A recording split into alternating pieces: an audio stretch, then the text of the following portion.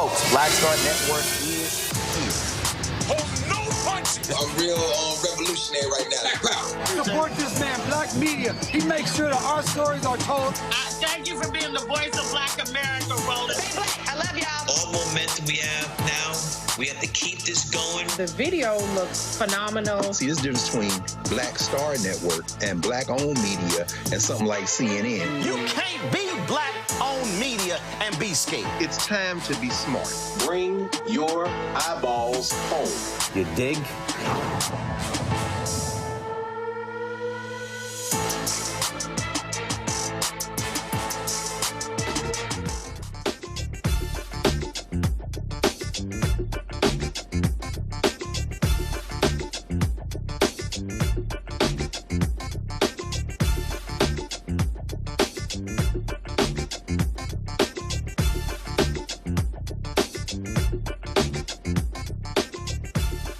Today's Monday, March 9, 2026, coming up on Roland Martin Unfiltered, streaming live on the Black Star Network.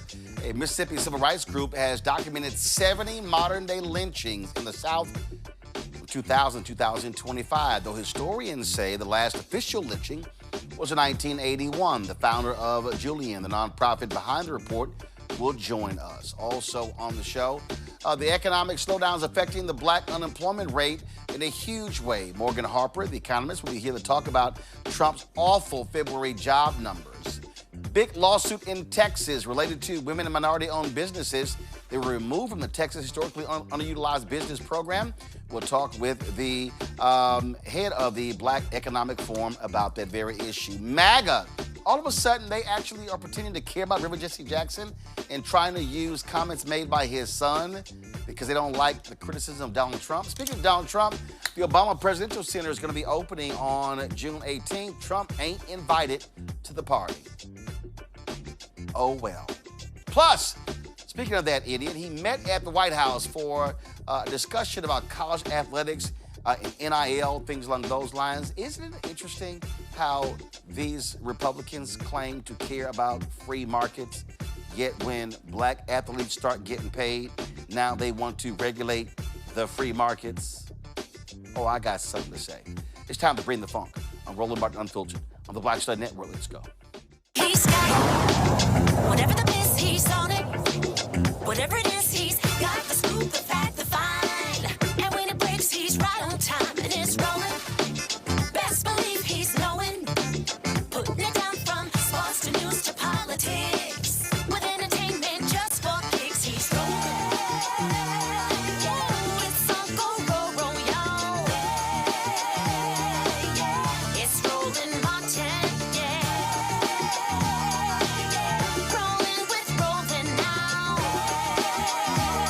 He's funk, he's fresh, he's real, the best, you know he's Roland Martin now.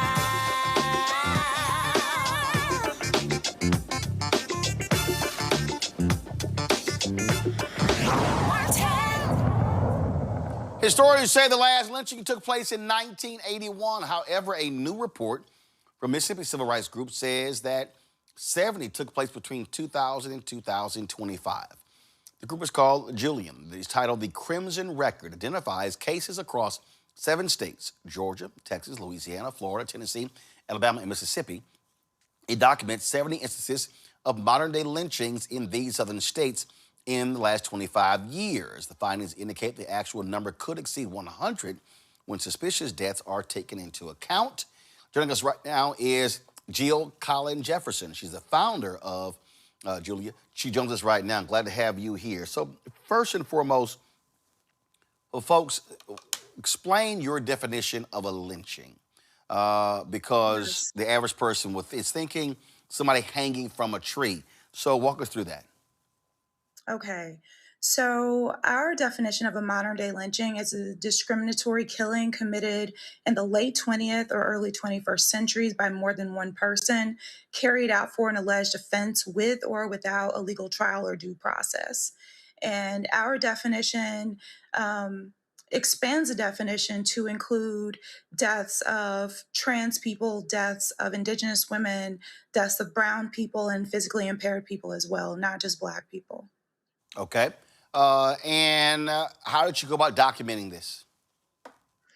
So this was a long process. You know, the bulk of the work took 18 months, but this was really a 2-year process where we were talking to families. We were scouring newspapers and all the public records. We looked in every single newspaper in every single county in every single state that we studied.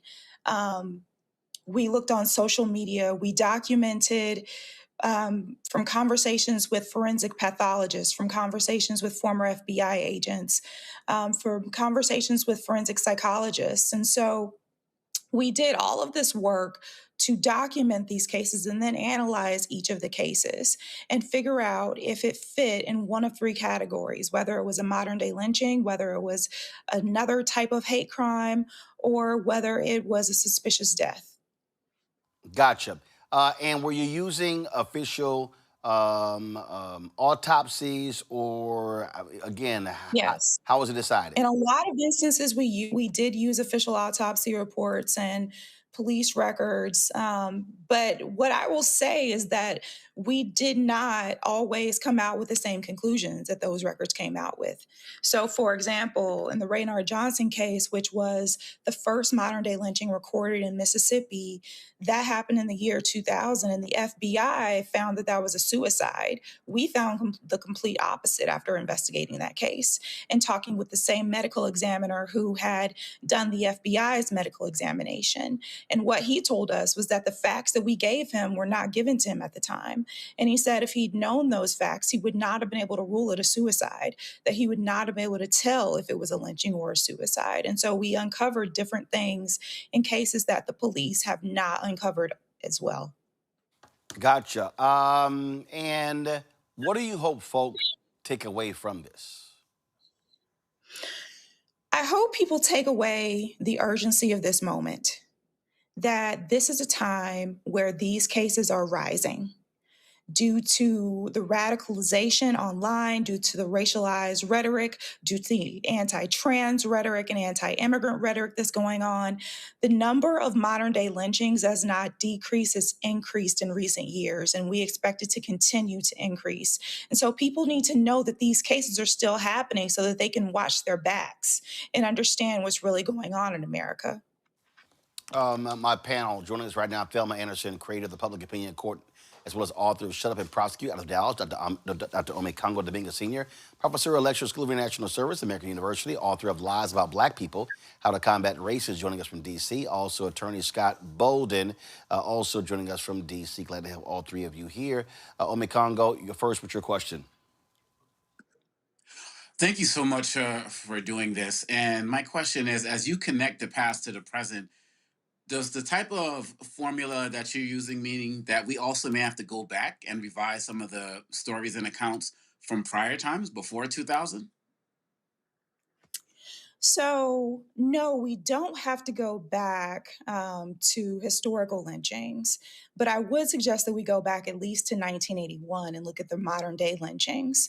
And so, the reason why I say that is because at a certain point in history, especially contemporary history, when you get into the 70s and the 80s, the nature of lynching started to change, which led to this changing definition. No longer was it just like the KKK committing an act. It's people online who get radicalized and then get offline and go out and do something. And so this new definition is sort of meant for new times. So it's no need to go back to the historical lynchings to change that definition or look at those. I would say, though, that there should be more examination of the deaths of Indigenous women and trans women that go back further than what we've studied. Elma? Scott. Yeah, thank you so much for your hard work. What begs the question with your hard work and the results is that throughout your research, were there any opportunities to go back to those local jurisdictions or even the feds to say, hey, take another look at this? We think this was a lynching. It was never defined as that, but we think it merits more investigation. Did you have any circumstances like that? Yes, we did. So in the Willie Andrew Jones Jr. case, for example, that's Willie was a 21-year-old Black man found hanging from a tree in Scott County, Mississippi in 2018. And with that case, we solved that case from start to finish and found out that it was a lynching. It had been ruled a suicide. And we took our findings to the district attorney and gave him all of our findings. We also won an $11 million civil suit in that case. But the DA, even though the Mississippi Bureau of Investigation reopened the case, the DA still has refused to charge the lynchers. And these are people who tried to lynch someone before they lynched Willie and have threatened to lynch people since, yet they're still free. We also are going to the FBI about Raynard Johnson's case, and there are certain circumstances in other cases where we are contacting local authorities. Thank you. You know, I also think that there are anti-lynching laws in most states, in most jurisdictions in the country, although it's very rare that someone gets prosecuted for lynching, but your work could be the impetus for something like that. Am I right about that? Every state, including and the District of Columbia, have anti-lynching laws. Well, states have hate crimes laws that don't specifically talk about lynching and don't really apply to the lynching context as well. They don't map over very well. But what Congress did in 2022 was pass the Anti-Lynching Act, the Emmett Till Anti-Lynching Act. Yeah. Unfortunately, that legislation is toothless. It doesn't really do anything to help solve or prevent these cases from happening. So what we have in this report, A Crimson Record, are several policy recommendations for what needs to happen on the Emmett Till Anti-Lynching Act and what needs to happen on the state level as well. I will say that we did bring an anti-lynching bill as well as bills in Mississippi to increase the requirements for coroners, because in Mississippi to be a coroner, all you have to have is a high school diploma or equivalent and pass a test. And so we introduced the anti-lynching bill there, as well as requirements for raising the standards for coroners, and both of those bills died in committee. What I can say is that we're working now on the federal level with a congressman to bring amendments to the 2022 Emmett Till Anti-Lynching Act that we do hope will make this substantive legislation actually impactful. All right. Well, thank you very much. Good luck with your future work on this important subject. Thank you. All right, then. Jill, where can people go to look at the report? At JULIANfreedom.org. It's under our press and media. It says databases and resources. And just quickly, alongside the report is the first ever national modern day lynching database that covers these states. And so you guys can have a look at that as well. JULIANfreedom.org. And just last question. So we were talking about victims. Who is the number one victim? Is it black? Is it black men? Yes. The majority of the cases are Black men, and the majority of the people who were killed in their teens and 20s.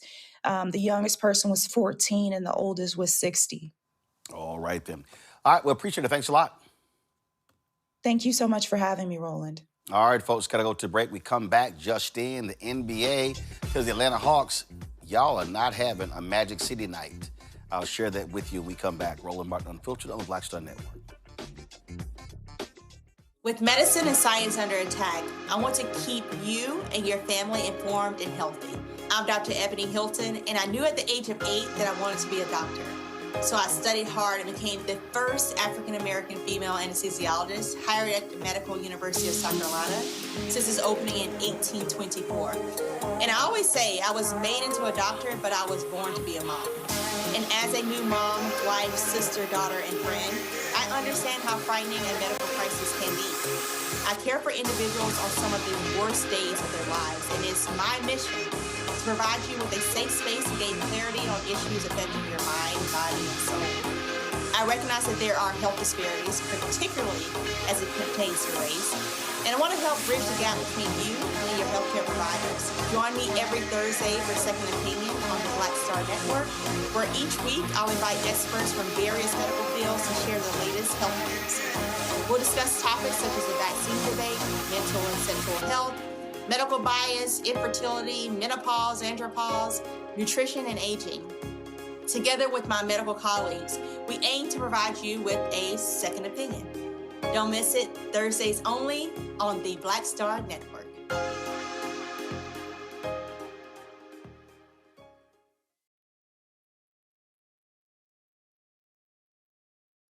This is Bill Duke, and you're watching the Black Star Network.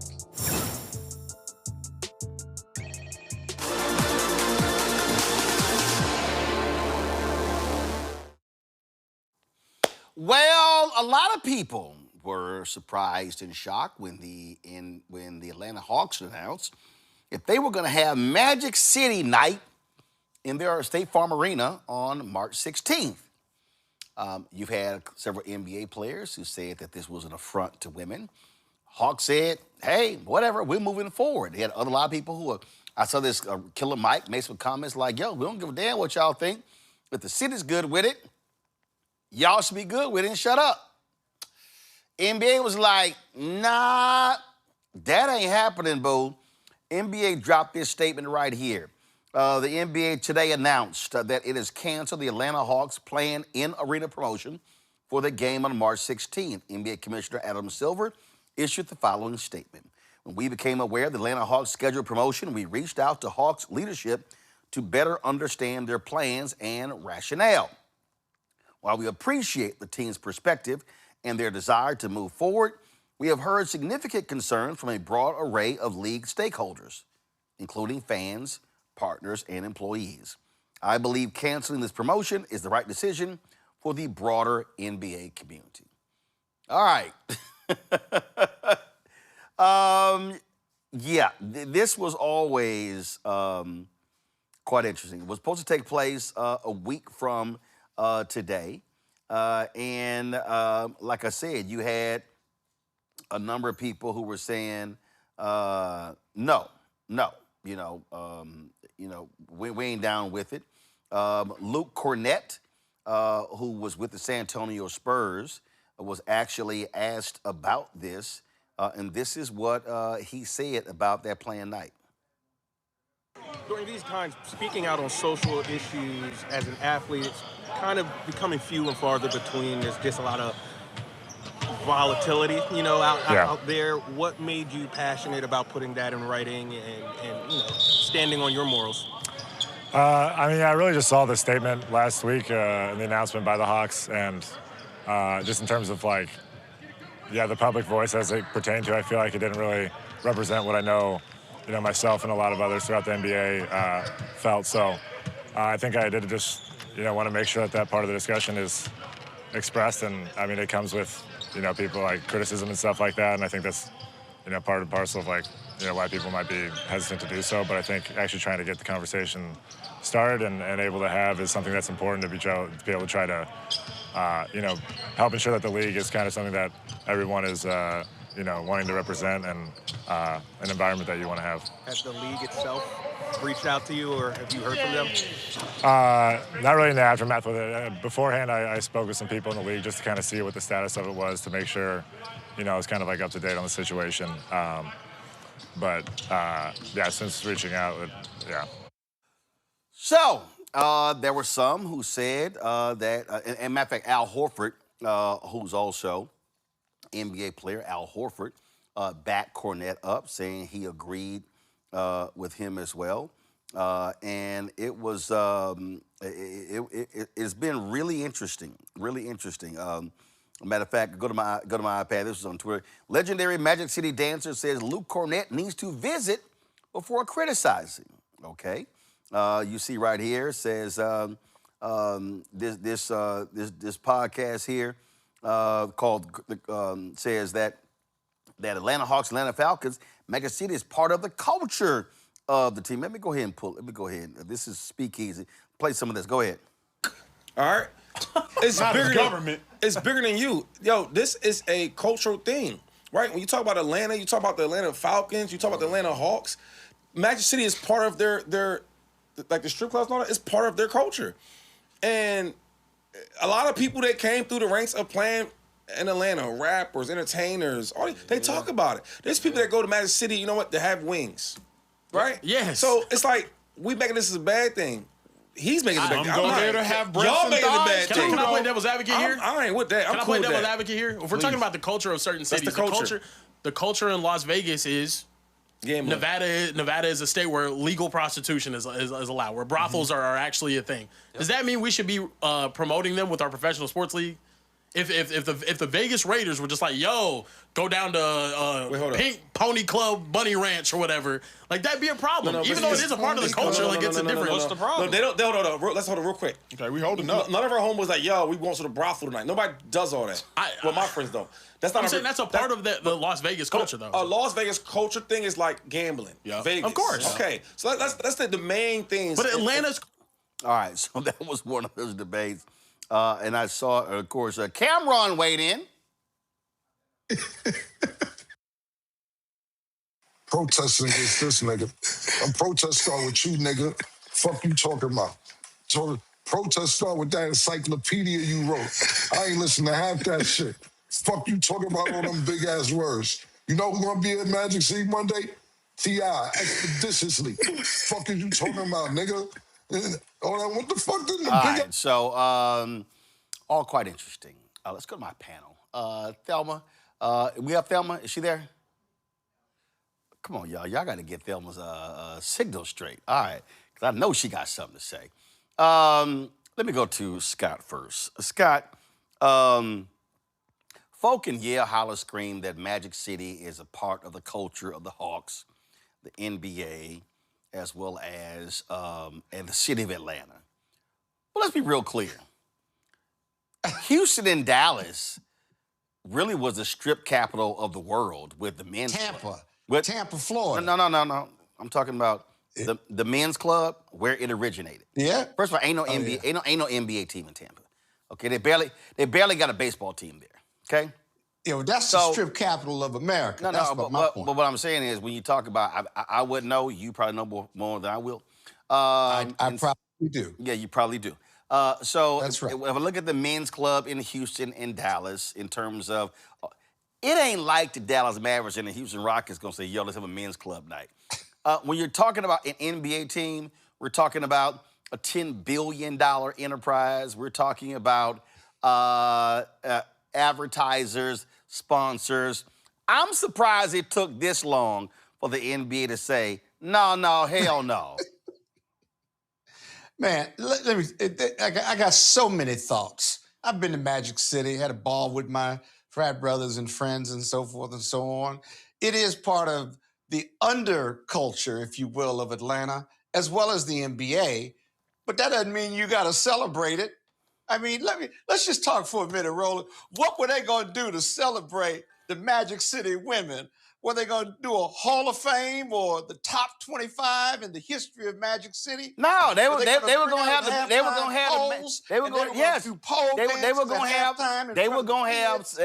some. Tell me what they were going to do. They were going to have some portable poles rolled out. Right now. Yeah. Yeah. So the short answer is no, and it shouldn't even gotten this far. Because see, what the NBA is trying to clean up over the last 20 or 30 years, because the last NBA All-Star game I went to was in Vegas, and some of the raunchiness and ratchet things I saw in public men's rooms and in public areas, quite frankly, no wonder they went to Utah later. But my point is, the underbelly of the NBA is that underculture right there. And it's the NBA players and several athletes, not just the NBA. They have beautiful women. They have babies out of wedlock by 5 to 10, some of them. They have them, and they have the NBA teams have set aside rooms, family rooms, because the NBA players have so many kids by so many different women. That's the underbelly of the NBA. And the commissioner needs to clean that up. But we certainly don't need to celebrate it. You can't tell people what to do, but you don't need to be celebrated by Magic City. Come on, man. Come on. I'm trying to find it. I have it on. And I'm not glorifying women who take their clothes off for tips and so. I'm not glorifying it, nor am I criticizing them. I'm saying that the NBA ought not publicly, I don't know, celebrate that part of our culture. Well, again, it's not the NBA. It was a team, but clearly, Thelma, they were like, right. Atlanta, seriously. And I love it. I love the comment from Adam Silver. We reached out to the team to get. I love this part here.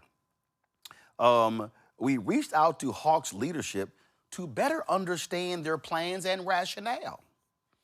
I'm sure that conversation then was like, man, what the hell y'all doing?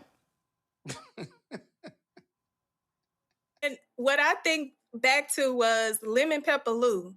When he got in trouble for going to Magic City to get some lemon pepper wings when they were supposed to be in a bubble during the pandemic. So I'm like, y'all really are so invested in the strip club culture that you thought that you was going to create this idea of a collaboration that wasn't a collaboration, but because of the name, people are going to automatically think that, oh, the NBA now going towards the strip club? I mean, just make it obvious. Why don't you? So, but I do agree. I think it's a level of professionalism that you have to have when you're making all of this money to not think.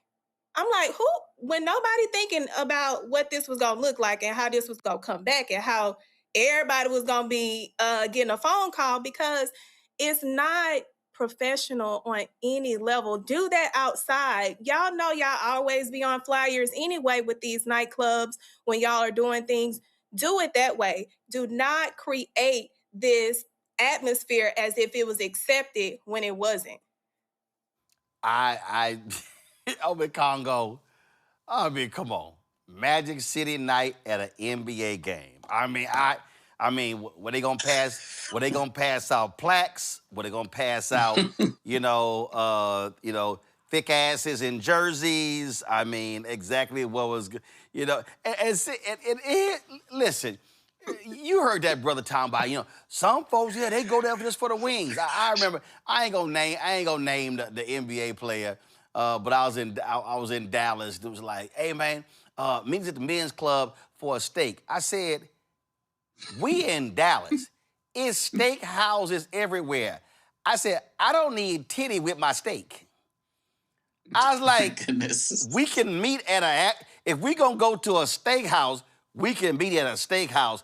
I don't need it. I said, come on, y'all. I said, the men's club steak ain't that damn good. But come on. And right, if you want some lemon pepper wings, you can go to Wingstop. You ain't got to go to Magic City. Come on, y'all. But Omicron, go ahead. Wow. Yeah, I mean, Scott talked about, being the underculture. The underculture doesn't need to be the overculture. Like, what's the desire to want to do that and also want to do that during Women's History Month? Like, where is the mindset as it relates to that? If we're supposed to have family organizations, I mean, we already got the kids watching their parents at the game gambling on the joints, on a free throw and who's going to get the next rebound. It's like we're already doing enough to soil the culture of the fan experience within the spot. Now you want to bring this type of element to it. Shout out to Luke Cornett, got the championship with the Boston Celtics, of course, greatest team in NBA history. But look, we have an overall undertone in this society right now with this president of misogyny. When you look at their entire administration, from him to Hegseth, just run down the list, like they've almost made misogyny even more mainstream than it already has been. And it really, Roland, has me thinking I was watching your coverage of Jesse Jackson's funeral and the speech Reverend Al Sharpton gave, and he was like, the things that we're doing to ourselves, running out here, calling ourselves, the B words and N words and the stuff we're putting in the music. It's like the things that we just make public in the culture really should not be made public. And I think that this should be a real opportunity for us to step back and really ask ourselves, what are we doing here? Because this should never even got approved by anybody on the Hawks, and so I'm glad Silver shut it down because it's ridiculous. I'm just trying to understand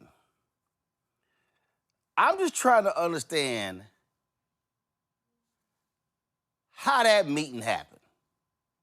I mean, okay, I'm just trying to understand. All right, so I'm just trying to understand. All right, we in the meeting. Hey, y'all, we need some promotional nights in March. Man, let me see.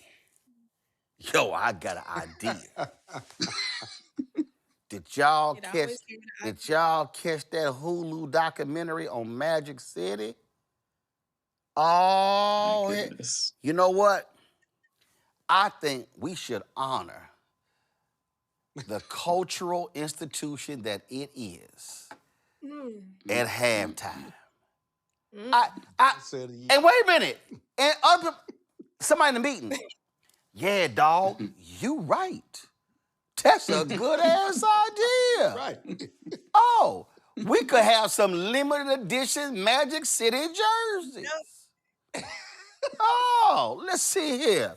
Matter of fact, we could sell some Magic City jerseys along with some Magic City Daisy Dukes. And then marketing you know what? I think, no. Get him on the phone. Get him on the phone. Right, I like, somebody like, oh, we gonna make it rain that night. I mean, what's the merchandise being sold in the arena on Magic City night? Oh my God. I'm just saying, who gonna be on, right, like, okay, is it a halftime presentation? I mean, are we gonna have polls in the concourse? Man, listen. That's right. I'm just. I'm with it. Put them Of course, Put 'em out there. Of course, you're with it. If That's you why gonna y'all. do That's it, why y'all have y'all Kappa Morehouse reunion here- at Magic But City. here's the thing, Roland. Why did the commissioner, in all seriousness, why did the commissioner have to use his time to call the Atlanta Hawks, the leadership of Atlanta Hawks? Easy. To have a discussion because with the them Hawks- about whether Magic City Because when they got night was something that they should do that's consistent because with promote the Scott, best of the NBA. Because when they got criticized, the Hawks said, "We still gonna do it," and the league was like, "I'll be damned." Now you gonna the league like everybody's ignorant. The league was like, "Now you gonna make me have to do this." Right.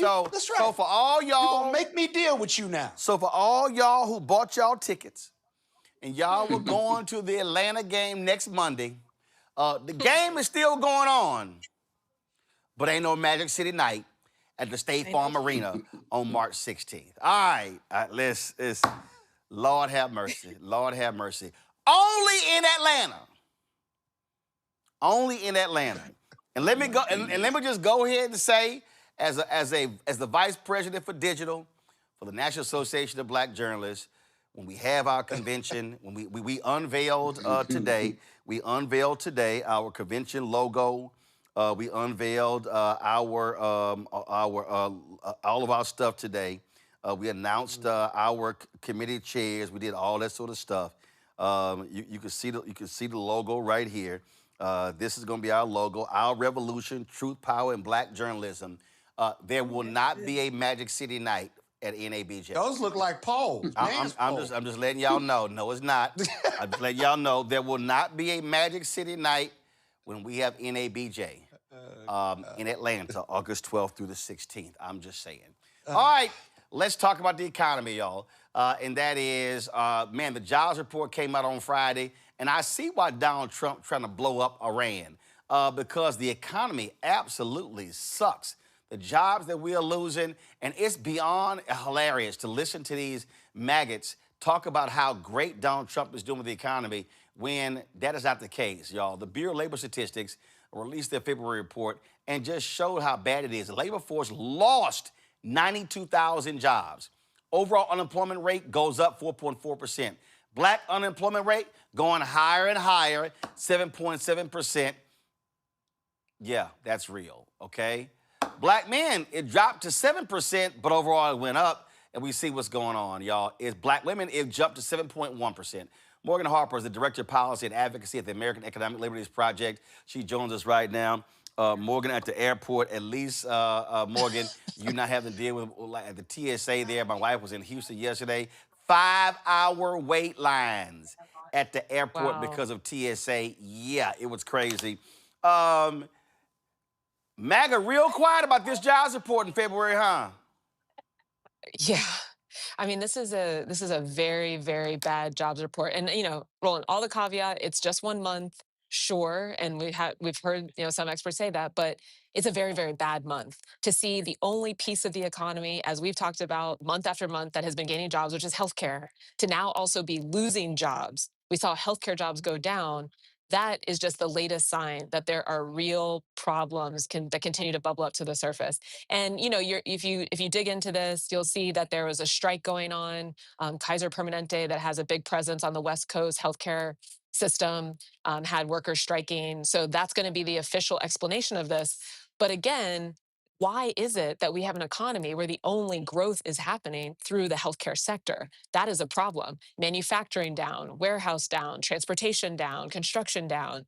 So we'll continue to see, how this all develops next month too. But this is really troubling. I think the other, the figures you pointed out about Black unemployment, very, very disconcerting. That Black women are hemorrhaging jobs right now. The federal jobs continue to go down. That's something we have to really be sounding the alarm about. And then just overall, I mean, the things that don't get reported here, and we're starting to see more regularity with the reports of layoffs. Block, big tech company, thought of as not some like real risky, adventurous type of tech company, payment systems, Cash App, these are well-known brands to a lot of us. They were laying off thousands of people, last week that they announced. And so we're going to continue to see some elements of job loss that are driven by things like AI, for sure. But a lot of this is self-inflicted harm by administration that has no coherent economic policy agenda. I thought this was supposed to be the golden years. Oh my God, it's going to be fantastic. Yeah, that's what we were told, and instead, what we have is a real pay-to-play administration. If you have the money that you can get a meeting with the White House, then you can get potentially your deal through, or get your industry to not face the same level of regulation. Something that we've talked about, actually, we were just talking about during the State of the Union about these institutional investors with housing. Speaking of Atlanta, big issue in Atlanta. They're now trying to lobby to make sure that they aren't allowed to build as many homes to rent, lobbying Congress right now because they think that they can get away with it. That we see today that the DOJ antitrust division Ticketmaster case, huge thing that venues across the country, people who own independent venues, have been calling for change here, that they've negotiated some backroom deal that now a federal judge today had to say, hey, you all don't get to negotiate some deal, not talk about it, have a day of trial today, and then expect that I'm going to be okay with that. We are so into unprecedented territory with things coming out of this administration, and the real consequences are ones that we, actual people out here, are going to continue to be living with. Oh, absolutely. And you got people like Charles Gasparino who are going, this war with Iran is going to be great. He's going to take the mullahs out, and oil's going to be down to $40 a barrel. I'm like, dude, I don't know what world you're living in. Yeah, the gas prices are good. Well, one, yeah, agreed. I mean, there's no strategic reason to be entering the war in Iran. A little outside my area, but I don't think you need to be some specialist in foreign policy to know that that makes no sense. And we don't have any track record with managing these situations well. And then, yeah, I mean, the direct consumer impact to increase gas prices. I mean, in Ohio, we saw pretty much overnight it was going up by 60 cents a gallon, et cetera. So with folks already trying to balance so many costs and the increase in costs, beef, different groceries, utilities, to now have gas be this other thing that had been stable for a while that we're now seeing spike because of this ridiculous intervention in Iran, doesn't make any sense. And it's only going to continue to really hurt people, bottom line. Absolutely. All right, Morgan, catch your flight. We appreciate it. Thanks a lot. Thanks, Roland. Talk to you soon. This is not, Congo, a great economy, and the Republicans can try to spin it as much as they can, but that dog won't hunt. Yeah, and every single day it's getting worse. As a lot of people say, the biggest sign of how poorly the economy is doing, we're seeing it every single day on billboards when we look at the gas prices. And it's, around my way over here, it goes up every single day. And I'm just looking at every sector of the economy, every sector of this country is struggling in some way, shape, or form. And we know that these gas prices are going to allow for people to not be able to get to work. So they're probably going to get laid off as well. And All of this talk, and I'm hearing even today, Scott Besson, oh yeah, well, once this conflict is over, prices are going to go down, and they're going to go down rapidly. Like, they have no idea what they're doing, and every single day the American people continue to get squeezed. And I'm hoping, Roland, that is finally enough for many of these guys who put Trump in office, these farmers, all of these guys who talk about having maybe a little bit of buyer's remorse or whatever, but still stuck with him, to finally rise up. I mean, this is time to be voting people out of office. This is time to be boycotting some companies that are supporting him. There are ways that Americans can respond to this that are going to make the administration stop some of its ignorant and disrespectful and just really problematic actions. But if people just kind of say, oh, this is messed up, and just, sigh and just go on about their business, Trump is going to continue to destroy this country. And we can talk about recessions, but I'm seeing a depression coming with what they're talking about. I feel like we've been in a recession, even though you have to wait several months. But I'm looking at what's happened now. I feel like we're already there, and a depression is on the way. This man does not know what he's doing, and we're all suffering because of it. Thelma? I totally agree with the part about this being a depression, because when you look at the economy and how this administration really does not care. They did not come into office to stabilize or grow the economy. They came with one thing in mind, which was to make themselves richer and make the people who support them richer. And that's one of my biggest concerns, is the amount of fraud that is taking place, that is draining the taxpayers of this country, while it is enriching the individuals who are committing this under this administration. I mean, giving someone $140 plus million after starting a business 8 days before giving it to them is a clear indication that this administration not only is reckless, that they don't care about even the individuals that put them into office. And it's very concerning, even more so, to see that healthcare is being affected, not only just African Americans, but now I'm thinking like, okay, are we going to have to worry about the actual trade companies at some point? Because the way this economy is going, in a way that they don't care, and they're just doing whatever they want, like starting a useless, unnecessary war, is in return to diminish the United States in a whole and its economic power. Scott? Yeah, you know what I find really amazing, even for the Trump administration, is they inherited a pretty good economy. We had inflation, don't get me wrong, because that was the COVID investment that led to inflation. But the other numbers, the other economic numbers, were pretty stable and pretty low. Employment, we had low unemployment. You had high manufacturing jobs were on the rise. And all the economic indicators, other than inflation, and that was coming down at the end, we're in good shape. People weren't feeling it, but, there seemed to be some progress there. What's ironic to me and hypocritical is that Donald Trump ran on building a strong economy on day one. Now we're a year in, and it's not so much his economic decisions that really blow you away. It's his own economic terrorism that is driving the economy in a negative way that he is driving. The tariffs are making prices go up, not down, because we're paying that tax, right? The oil prices were down. Now they're going up because we voluntarily joined a war with Israel. By the way, we have different we have different strategic pieces as to why we're in that war, but they're not consistent with Israel, quite frankly. But again, more economic terrorism. The administration is affirmatively damaging and killing a once decent economy, not perfect. And yet he campaigned on just the opposite. And now in office, he continues to talk about how great the economy is, but the numbers don't match and his policies don't match.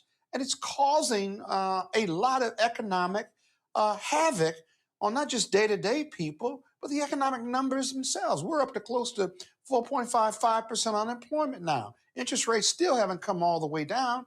And yet you have the rhetoric of Donald Trump and the administration, and then you have the political and economic reality that's staring us in the face. They don't match, and yet MAGA and the Republicans continue to support what is economically nonsensical. That just blows me away. Notwithstanding how what you feel about the administration and what they've done in the past and what you predicted they would do, that is still some incredible stuff to really deal with. And how you fix it, who knows? They won't be able to because they keep killing it. Well, but they claim that they are just so amazing when it comes to the economy. And let me just remind people, Just rhetoric, you've all seen talk. the most losses of American jobs under Republican presidents and the largest gains among Democratic presidents. That's just a fact. All right, going to a break. We come back. Barack Obama announces when his presidential center in Chicago will open. Orange Man ain't invited. We'll discuss next. Roland Martin Unfiltered on the Black Star Network. Don't forget, join our Bring the Funk fan club. Goals get 20,000 of our fans contributing on average $50 each a year. That's $4.19 a month, 13 cents a day. It goes to support this show and all the other shows on our network. If you want to contribute, please do so via Cash App. Use the Stripe QR code. You see that right here. That's also for credit cards, checks and money order. Make it payable to P.O. Box 57196, Washington, D.C. 2003 7-0196. PayPal, R. Martin Unfiltered. Venmo, RM Unfiltered. Zelle, Roland at RolandSMartin.com. Roland at RolandMartinUnfiltered.com. Back in a moment. A decade of love, joy, and power. Black Voters Matter is 10 years old, and we are just getting started. This is love with a purpose. This is Black joy in motion. This is unstoppable power. Across campuses, neighborhoods, and back roads. Let's go! We show up, not just to vote, but to be seen, to be heard, to belong. We ride together, we organize together.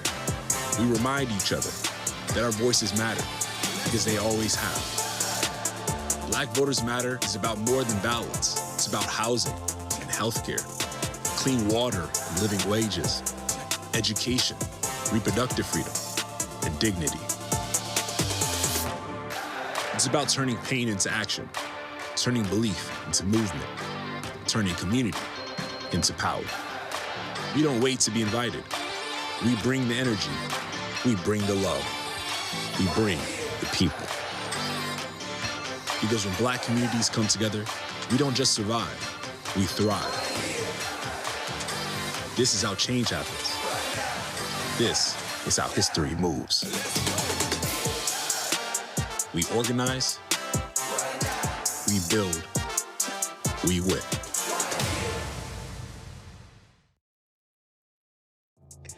What's happening? This is your man, Motown recording artist Kim. You are watching the Black Star Network.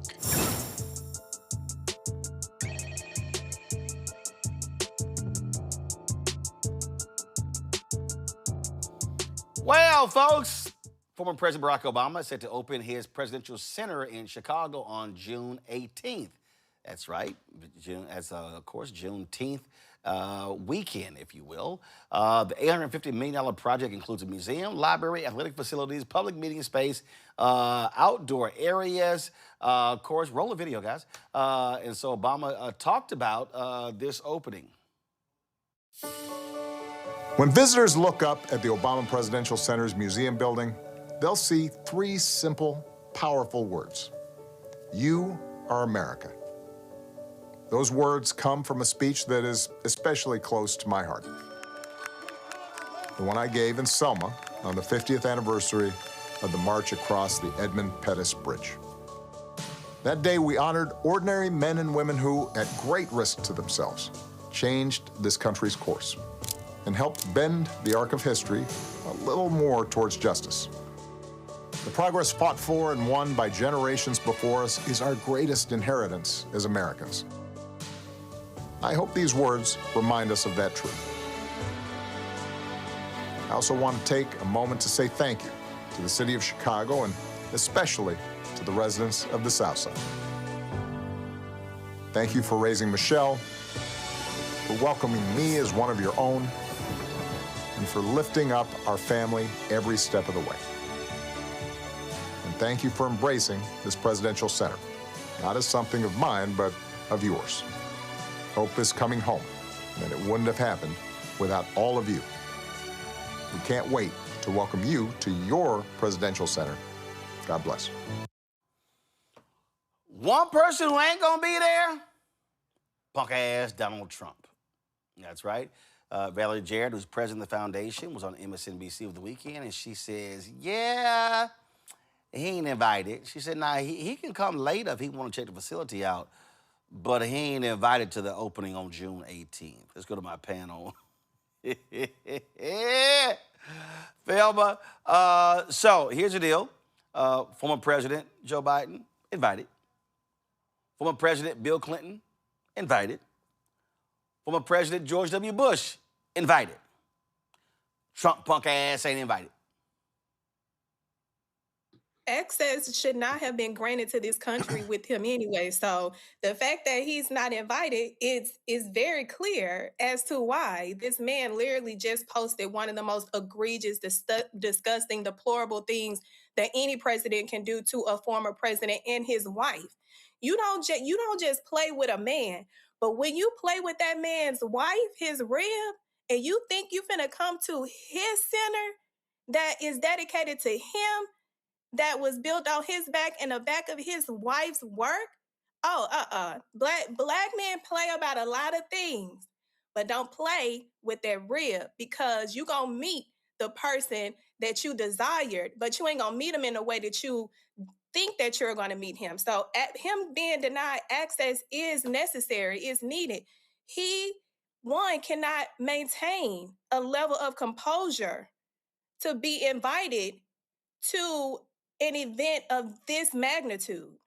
No, you don't need to come. You need to sit out there and twiddle your little orange Cheeto and your depressed hair, because everything on you and in you is a depressing atmosphere. So no, we don't need that kind of sin and that kind of gloom coming to the Barack Obama. Like, no, we don't need that. We don't need poopy pants there, Scott. It's hard to invite the current president, given not just the postings of the racist postings about Barack Obama and Michelle Obama, but also his ongoing criticism of prior Democratic administrations, Biden, the posting of pictures in the White House with him writing like he's tweeting and writing negative things under their pictures and what have you. I mean, it's really juvenile. But also he also removed Obama's portrait from the White House, and I think stuck it under a staircase. Yeah. And so this is purposeful. It's intentional. And he doesn't expect an invite. It's hard for anyone to invite Donald Trump anywhere, quite frankly, because of the things that he said and the crassness, the crudeness, and really the criminality of his personality. And so I'm not surprised at that. I will say one thing about the postings, the racist postings with Michelle and Barack Obama.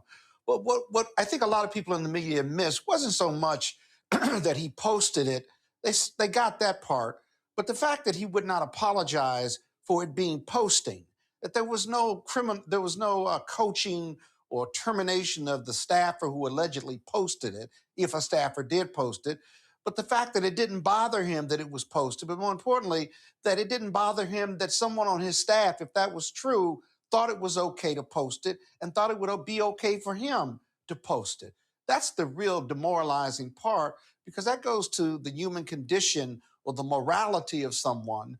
And as I've always said on this program and others, that this president is immoral, but he's amoral also. And it doesn't matter. One's not better than the other. And so there's really no hope for him. He probably, if you invited him, he probably wouldn't show up anyway to that crowd, nor would he be welcomed. And so I'm not surprised that he's not being invited. And he probably likes the fact. Look for him on June 18th to post something about the opening and be very negative and racist about it. I'll bet you a quarter he does. The man he can't help himself. The man is uncouth, Ome Congo. Yeah. Yeah, I was gonna say, Valerie Jarrett's mindset was, hey, if you stay petty, you don't have to get petty, right? But this isn't even petty. This is just the right thing to do. Like, I've watched interviews with Michelle Obama, read her, works over the years.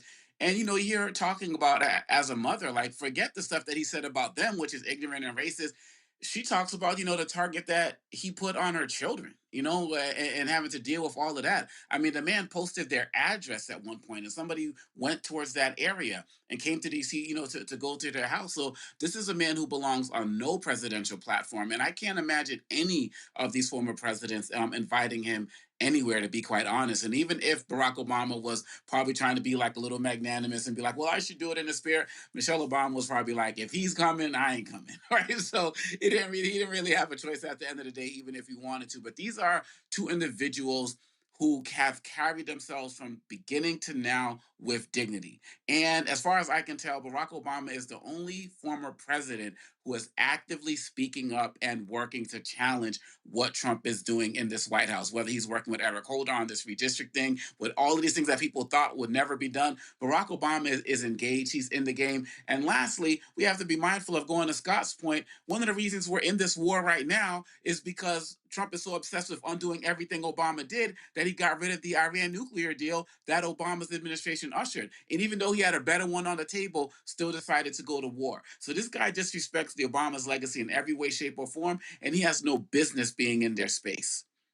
Oh, absolutely. And so I'm real clear. Don't nobody want to see his stank ass there. Don't nobody want to hear him speak. And so he can just keep moving. He can just keep moving. Yeah. Ain't no, listen, it's some family members I got who I don't invite to the cookout. That's real. It's some family members who can't come. So we know this fool can't come. We know he's insane. So I'm like, say dog, keep it moving. Ain't nobody trying to talk to you. Don't nobody want to see you. And so yeah, just keep on moving along. So we good. It'll be a good time without that fool being present. And so to me, that is a wise decision. All right, going to a break. We come back. We're going to talk about lawsuit in Texas over them removing Black, other minorities, and women from the historically underutilized business program. Republicans in Texas, all they wanted the white men to keep getting all the contracts. And so we will talk with the head of the Black Economic Forum next on Roland Martin Unfiltered right here on the Black Star Network. I'm Brittany Noble, Midwest-born, HBCU educated with experience in newsrooms across the country. Well, I've teamed up with Roland Martin to bring to you The Breakdown. This isn't just news. It's our stories, our voice, our community. Join me for The Breakdown, Monday through Friday at midday, only on the Black Star Network.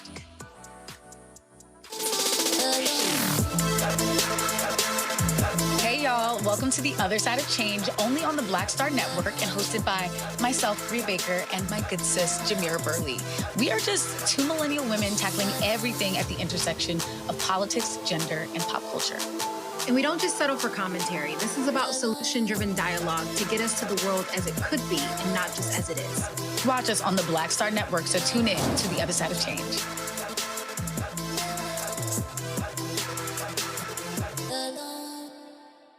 With medicine and science under attack, I want to keep you and your family informed and healthy. I'm Dr. Ebony Hilton, and I knew at the age of 8 that I wanted to be a doctor.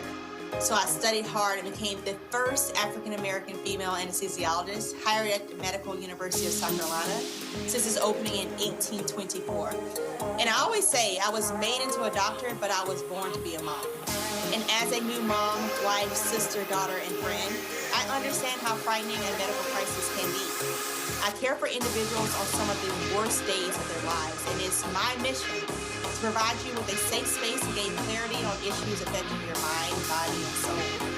I recognize that there are health disparities, particularly as it pertains to race, and I want to help bridge the gap between you and your healthcare providers. Join me every Thursday for Second Opinion on the Black Star Network, where each week I'll invite experts from various medical fields to share the latest health news. We'll discuss topics such as the vaccine debate, mental and sexual health, medical bias, infertility, menopause, andropause, nutrition, and aging.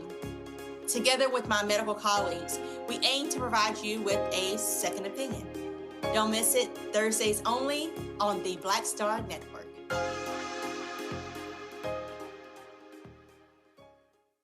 Hey, I'm Malcolm Lee, and you're watching the Black Star Network.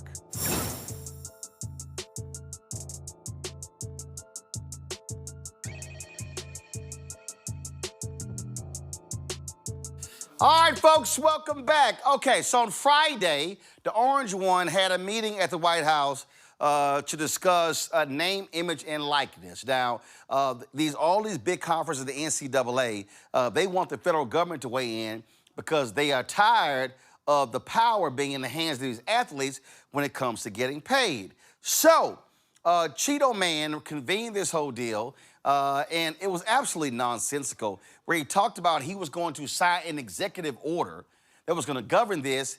Y'all, he don't have that power. He does not have the power to govern college athletics. All right, this is what that fool said. The amount of money being spent and lost by otherwise very successful schools is astounding just in a short period of time. It's only going to get worse. So we have to save college sports and save, I believe, colleges.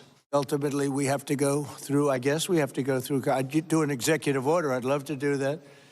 I'll probably do it anyway. We'll do an executive order. We'll see how it works, because it would be a really nice, I have a really nice, simple idea.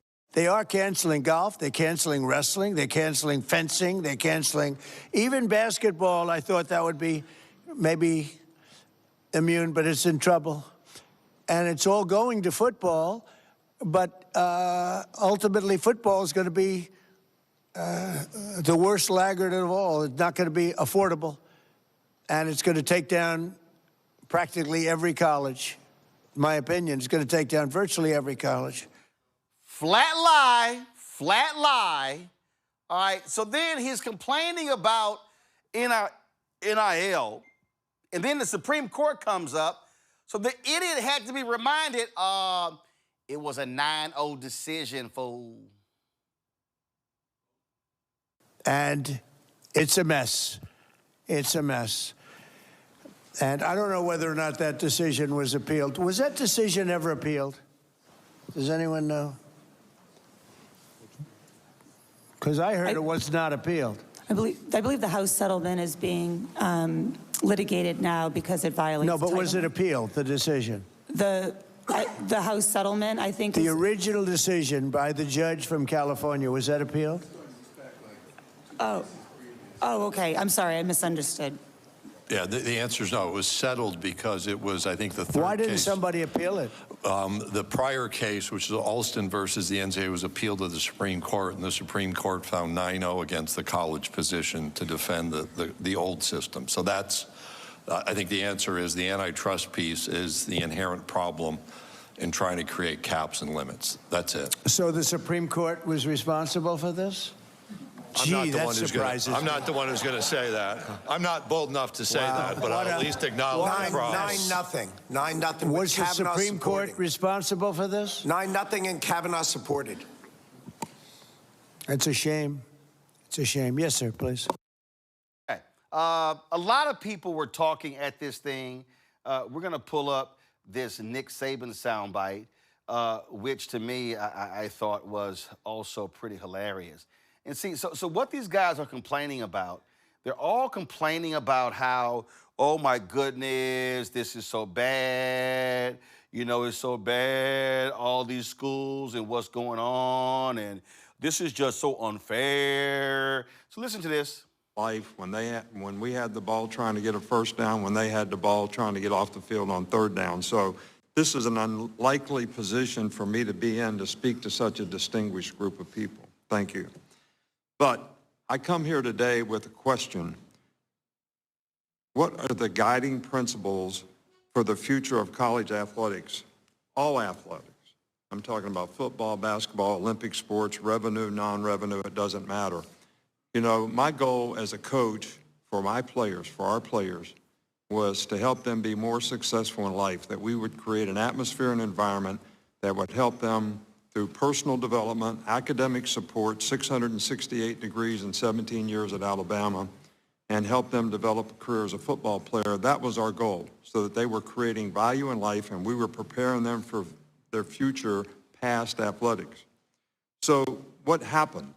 You know, in this current system that we have, that became impossible to do because people, instead of making decisions about creating value for their future, they were making decisions about how much money could they make at whichever school they could go to or transfer to. So I think we have a challenge here today about the ramifications of this current system on how it helps players be successful in their future and how we can impact and create a system that will help and preserve the opportunity for student athletes to be able to have success in their future beyond athletics.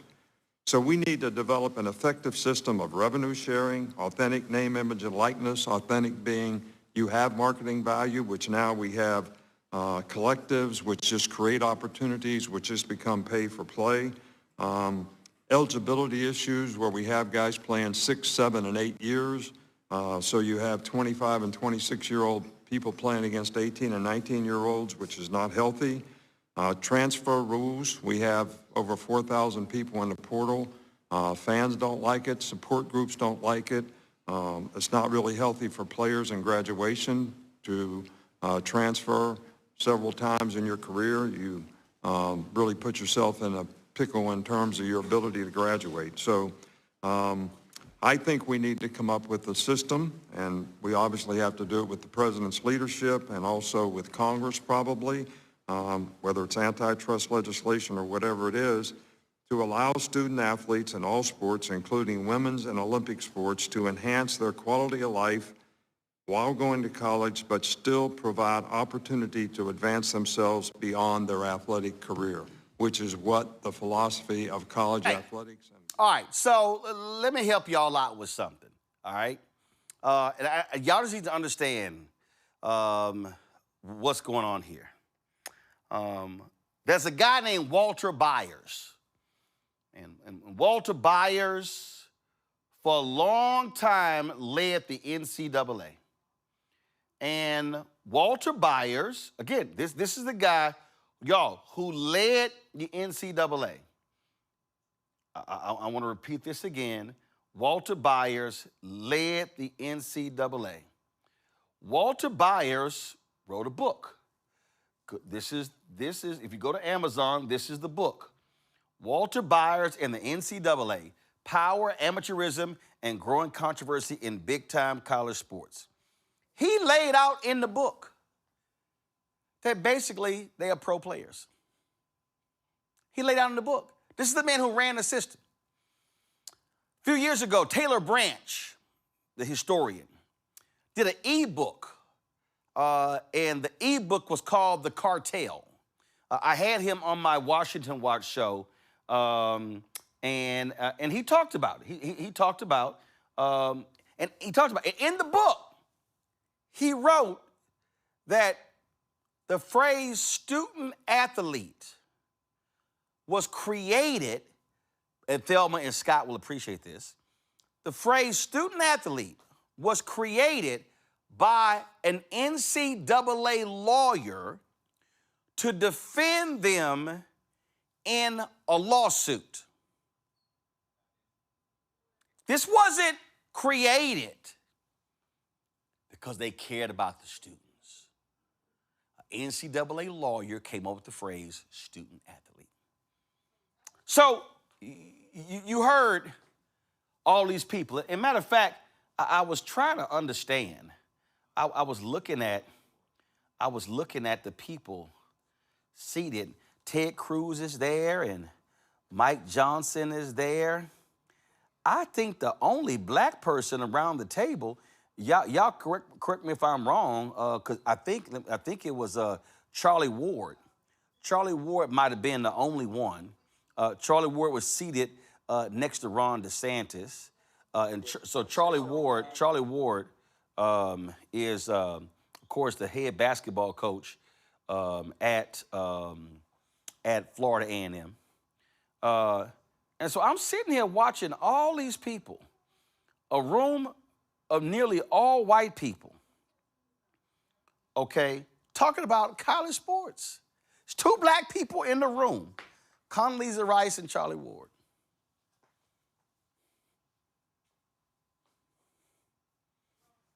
Matter of fact, let me see if I can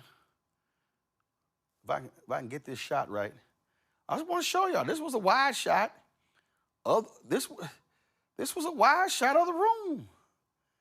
And they sitting here showing the room. And it's like, okay, this is the people in the room. Ain't that many people looking like us. Okay, 2. So you heard Nick Saban sitting there talking about how we need to come up with something they can prepare for their future. Well, guess what? You got some players making $1, $2, $3, $4 billion a year. They're preparing for their future right now. You got guys who are making more money as college athletes. You've got women gymnasts. It's a white woman at LSU. She don't ever want to leave college. She making millions of dollars because of NIL. She ain't never gonna make that money when she graduates. So I'm confused. You're concerned about their future when the present money they making is guaranteeing a future. See, y'all, do you know the system that they used to? The system they used to is a poor black boy. We gonna mama, we gonna take care of your son. We gonna give your son an education. We gonna make sure he go to class. And we gonna feed him. And he gonna give his all to us. And we gonna make millions. And your son, he gonna get an education. Well, why Nick Saban tripping? Nick, we all know Alabama was paying players under the table. So was the University of Texas, Texas A&M, Auburn. We can go down the line. Now the system is now money above the table. Now the reason they mad, well, ain't no loyalty. So now we concerned about money? Do y'all know last year, coaches were fired and it was $280 million in guaranteed money paid out because of their buyouts. Signetti, who just won the championship from Indiana. Indiana raised his salary to $13.5 million. So I'm confused. So Signetti and Lane Kiffin and all the coaches get to get paid. Y'all, let me help y'all out.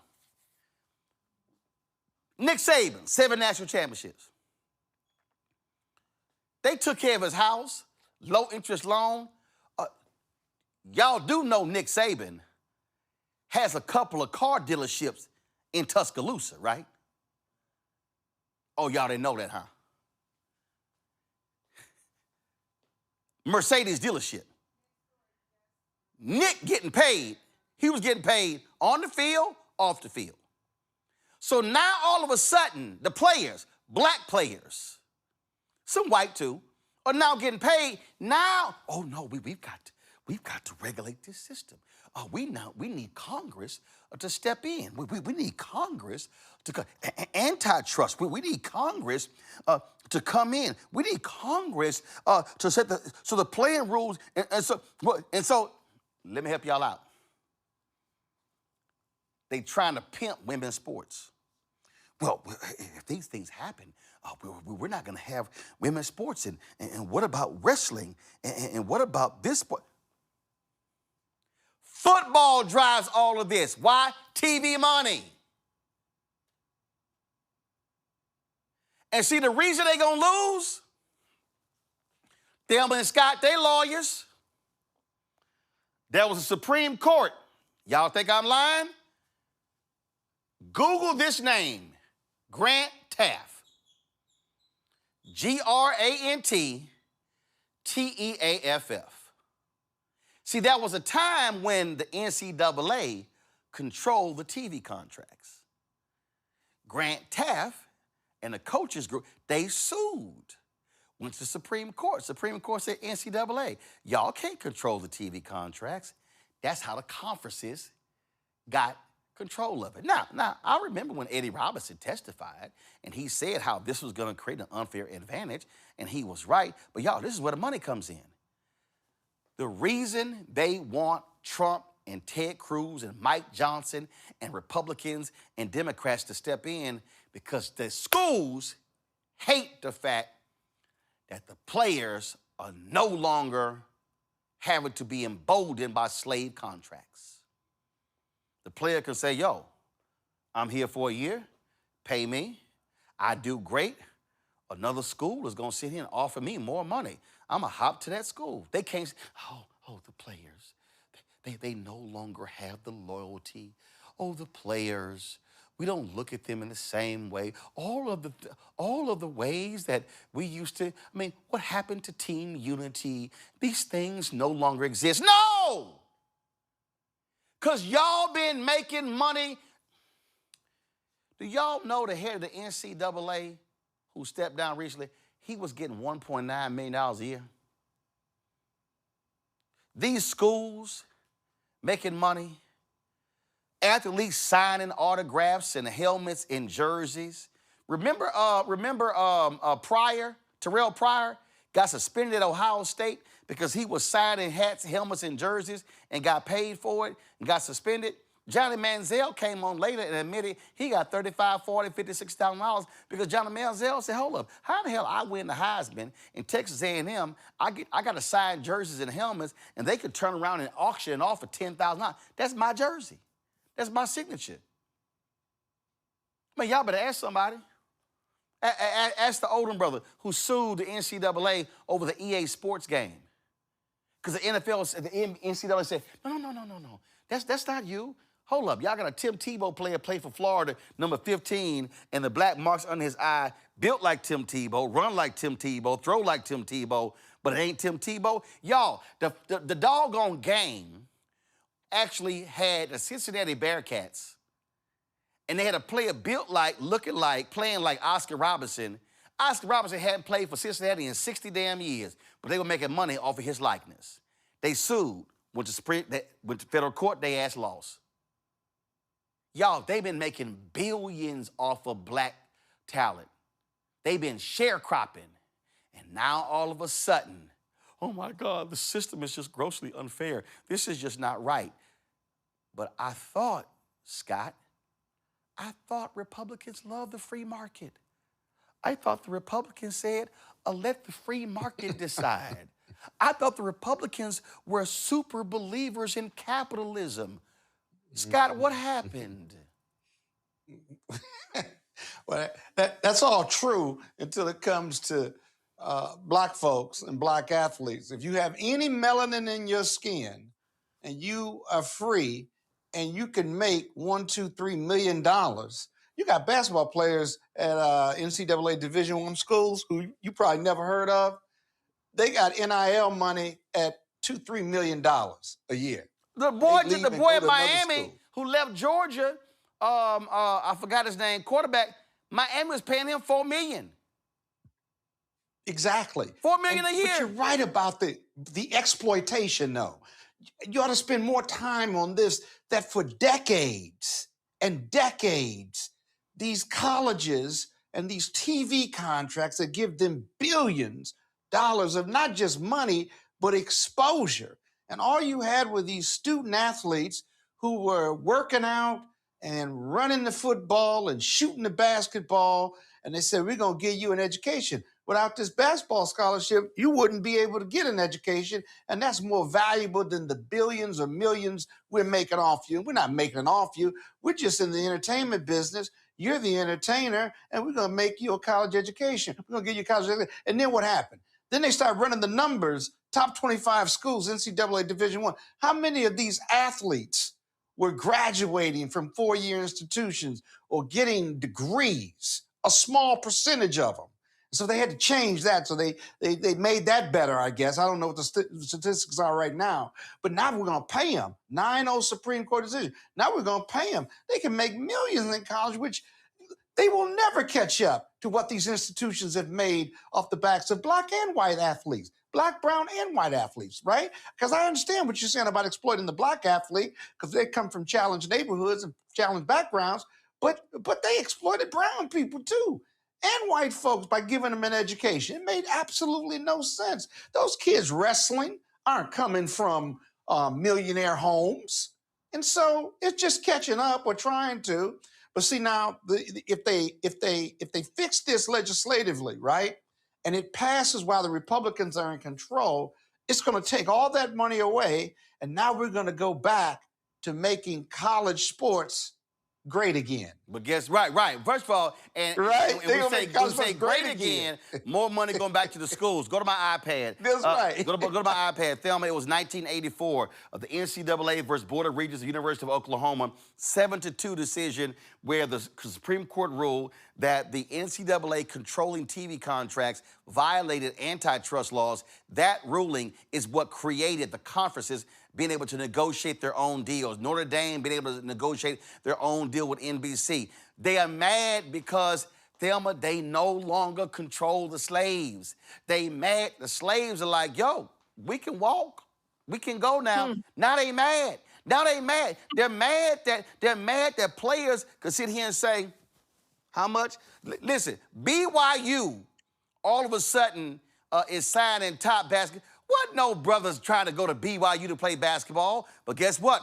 Them Mormons out there in Utah going, sure, we gonna make it rain. You got, and see, now the way the game work, all you need is one billionaire. Texas Tech got one billionaire. Homeboy sitting there like, I'm gonna fund the $25 million every year. That's how Texas Tech got to the playoffs.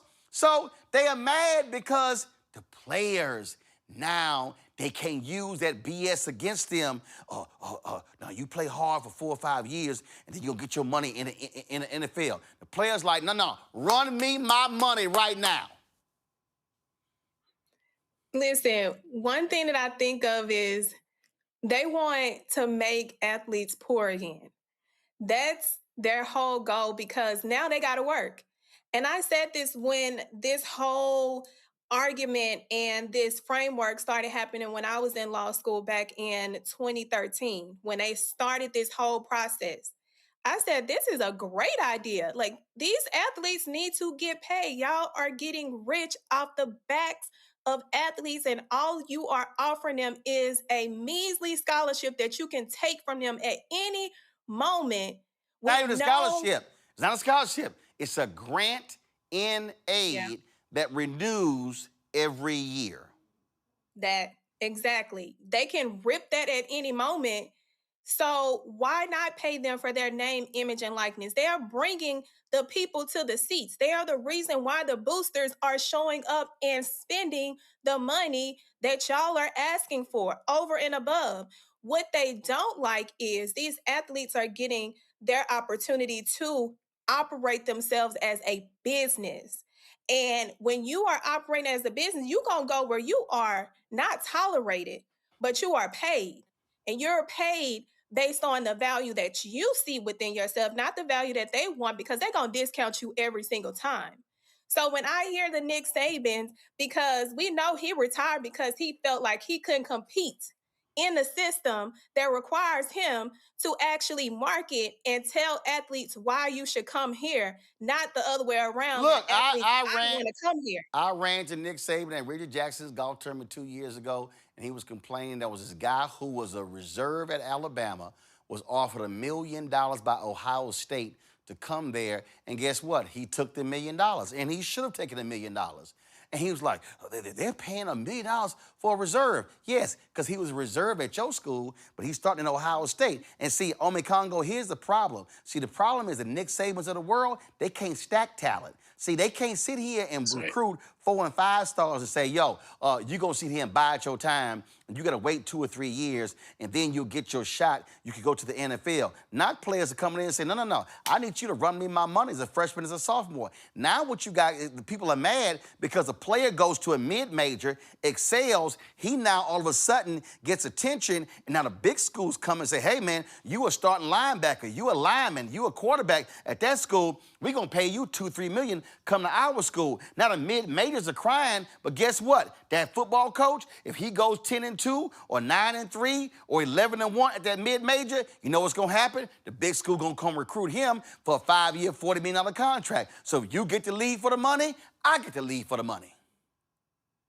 That's right. And look, they've been running a plantation style system for forever. Saban and all of these guys, everything was great when they had the power, when they can control these guys' destiny. And my thing is like, did anyone listen to the segment you just did with Morgan? I mean, people need to put themselves in any position possible to be able to get that money now. And my only hope is that financial literacy is coming along with it. But the fact that they are running to Trump, you know, these school leaders, these heads and all that are running to Trump saying, you know, save us, save us, save us. It really shows how problematic the system was from the jump. And my philosophy, whether we're talking WNBA, Caitlin Clark, you know, in professional now, but, you know, the college level, this system has been exploitative from the beginning. Yep. LeBron did a mini documentary about this as well. And now it's time for these players to get theirs. Hey, if you're a good coach, you should be able to run any type of team that you got. It shouldn't be about you're in control of these players' destiny. And you're right, Roland. They want to go back to that old system where they just find, like, you know, the poorest kid who got a lot of talent. Yep. They're just going to promise everything to their mama that they're going to get those grades and maybe even go to church on Sunday and make sure. And all of that is gone because these athletes are finally getting theirs. And I say the more the merrier, athletes. Get your money, but get that financial literacy too. And here's what's going to happen.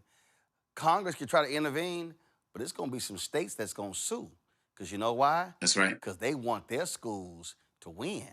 And so, y'all, it's going to go to the Supreme Court. And I think they're going to lose. Because, again, now you're trying to tell states, you got state schools and private schools. Okay, Congress, what role do you have to play here? Trump he can't sign no executive order that mandates what a state school can do. They aren't governed by his executive order. Y'all, they just throw some BS out. And guess what? And there's some CBC members who are backing that bill. And so I'm going to have them on, but guess what? I'm sorry. They dead ass wrong. This whole thing is about curtailing the millions upon millions going to black ball players. And I dare say this right here. I dare say that if we actually ran the data, NIL is probably creating more. They're number 1, 2, or 3. They are creating more black millionaires on an annual basis per capita than any other industry in the country. I want y'all to think about that. You finally have black ball players who are 17, 18, 19, who are now being paid $1 million, $2 million, $3 million, $750,000, $500,000, $250,000. They are now making money. And you know what?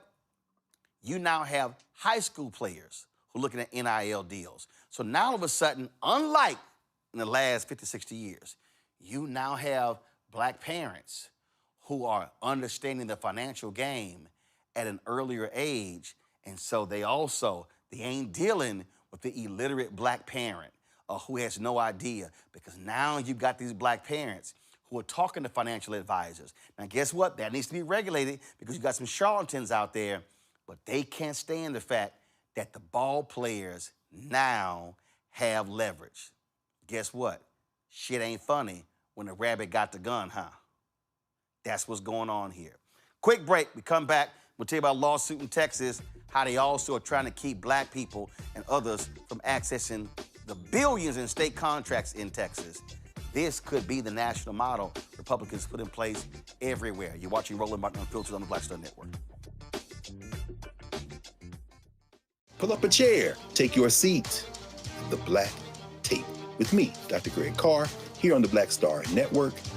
Every week, we'll take a deeper dive into the world we're living in. Join the conversation only on the Black Star Network. Hey, I'm T.D. Jakes, and you are watching the Black Star Network.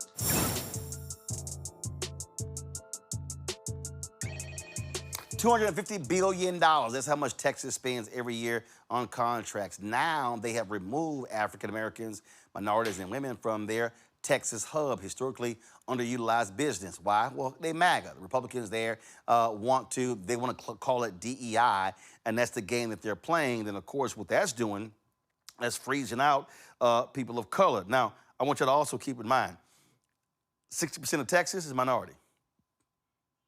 60% of Texas, Latino, Black, Asian American, Native American.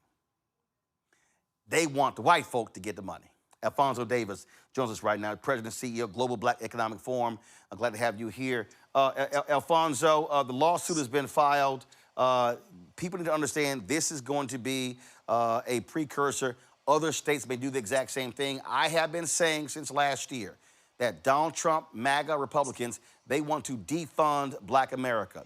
They are targeting the entire economic, civil rights, education, health infrastructure of Black America. And this is a part of that strategy. Thank you for having me, Roland. You're exactly right. And I think folks should be very concerned about what we're seeing in Texas.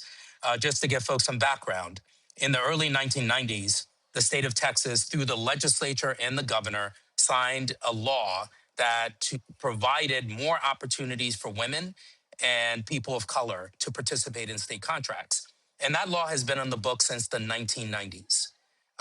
We have about 11 to 12% of contracts that are going to people of color and women. So that amounts to about $4 billion. $4 billion is being allocated to women and people of color in Texas. And late last year, an interim controller issued regulations seeking to completely dismantle the program.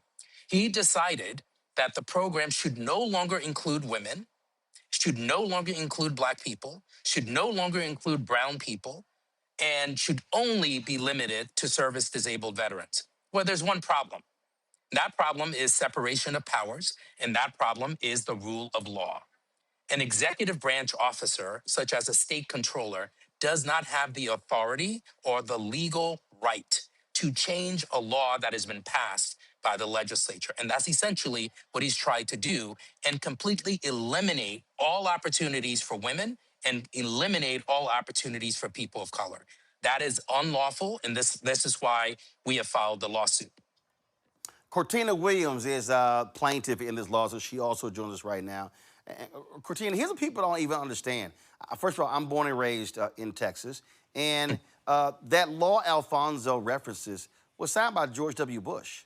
And when George W. Bush ran for president, there were a lot of Black and Latino state legislators who did not campaign against George W. Bush because he was an ardent supporter of this program. And in fact, what people don't realize, on the federal level, historically what happens on the federal level, Republicans like to bundle contracts, meaning it's difficult for a small business to compete for contracts. The Republicans want only the major folk to compete.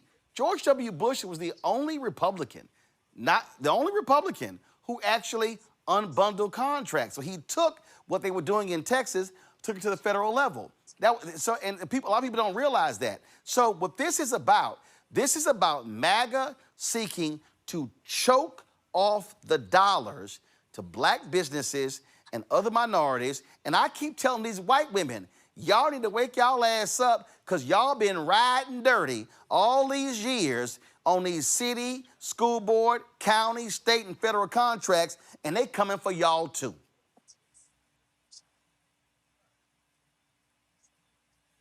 Cortina? Yes, sir. Go ahead. Hi. I'm glad to be here, Roland, and thank you for having me. Just share go ahead. Share your thoughts why you are a plaintiff in the lawsuit.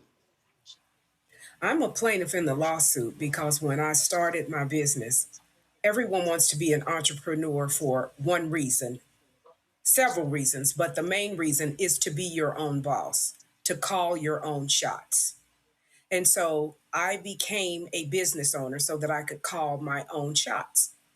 And I built my business model around the hub certification because that allowed me to compete for major contracts based on my qualifications and my work performance.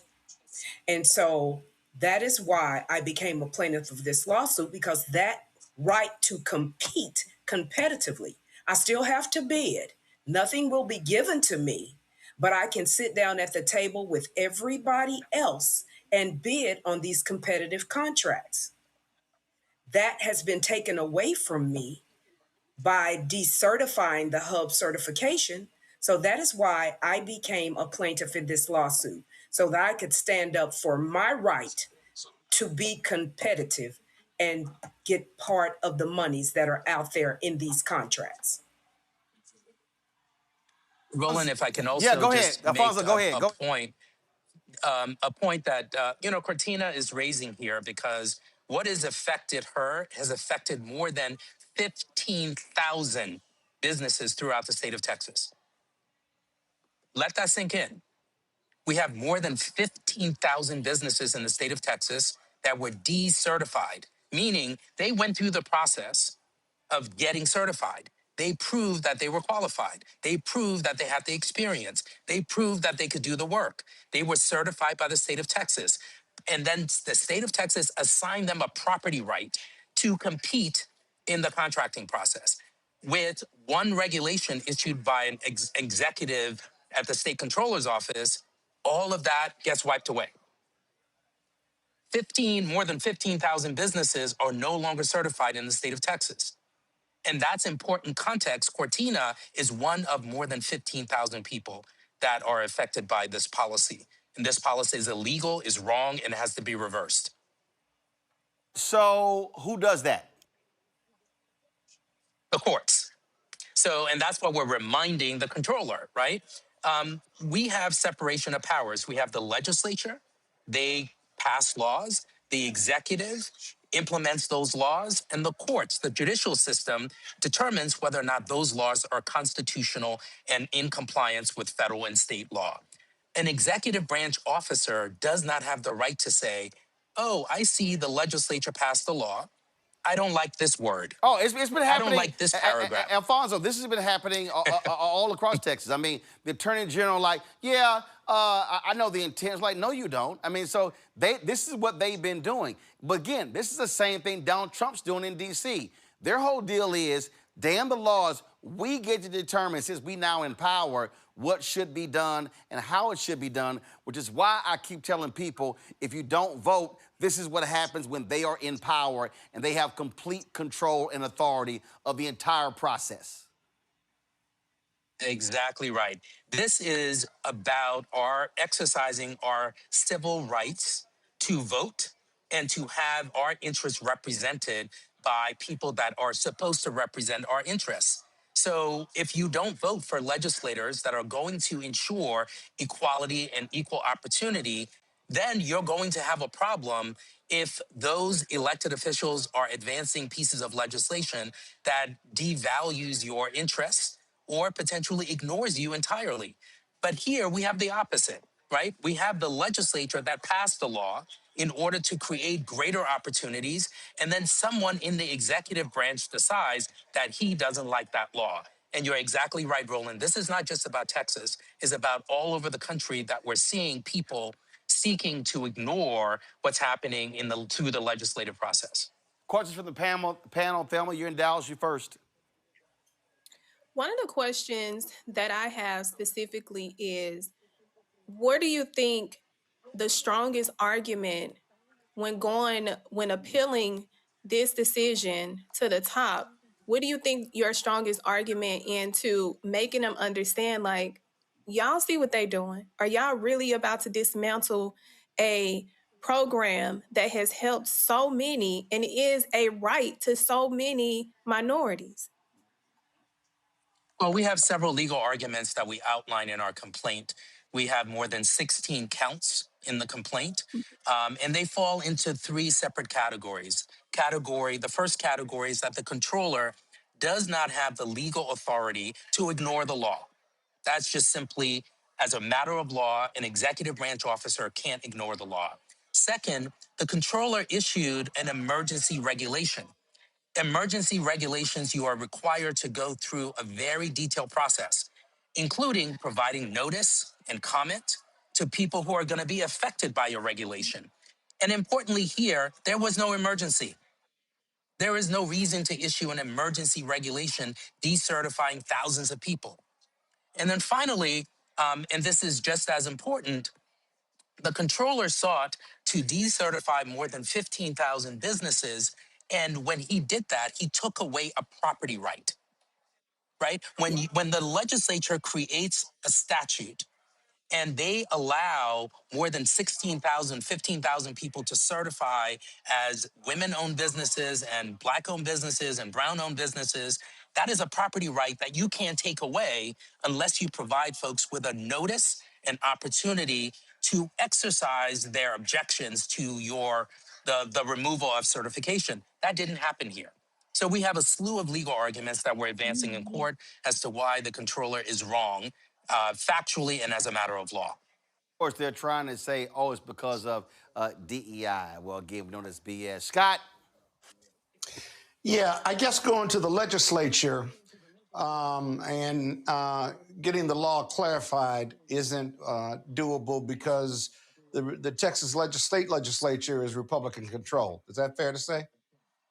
First of all, before Alfonso That's fair to say. But Alfonso, 1 second. But also, you don't have to go to the legislature to get a law clarified. I mean, the law is the law. It's been in place since 1999. So, I agree with you. So the problem here. Look at all options. Right. No. What I'm saying is, I mean, you can ask legislature, but the law is the law. It's already written. What they are trying to suggest is they're trying to say Greg Abbott's executive order prohibiting DEI now renders a state law illegal. Yeah. Alfonso, it's simple. An executive order can't override a law. Exactly right. Exactly right. The legislature has to change the law, Alfonso. Right. Correct. So have you asked for emergency relief as part of your lawsuit? I'm just curious because yeah, we're seeking. If they disenfranchise 15,000 businesses, then and it's in violation of the law and their due process rights, and money's not going to, satisfy them or make them whole, then an emergency relief, because that's still a lawsuit, emergency relief would seem to be a really good approach. Is that part of your lawsuit as well? That is exactly a part of our lawsuit. Emergency our lawsuit relief? is more correct. We are seeking injunctive relief from the state controller for doing what he did here. And our complaint is more than 100 pages long and is very detailed. And it goes through why the controller is wrong as a matter of law, the relief that we're seeking, which is injunctive relief. We are looking to completely invalidate his regulation and compel him to comply with the statute. He doesn't get to ignore the law because he doesn't like it, right? We have separation of powers for a reason. We have rule of law for a reason. And an important point here to what Roland was mentioning earlier, remember, this statute has been on the books for more than 35 years.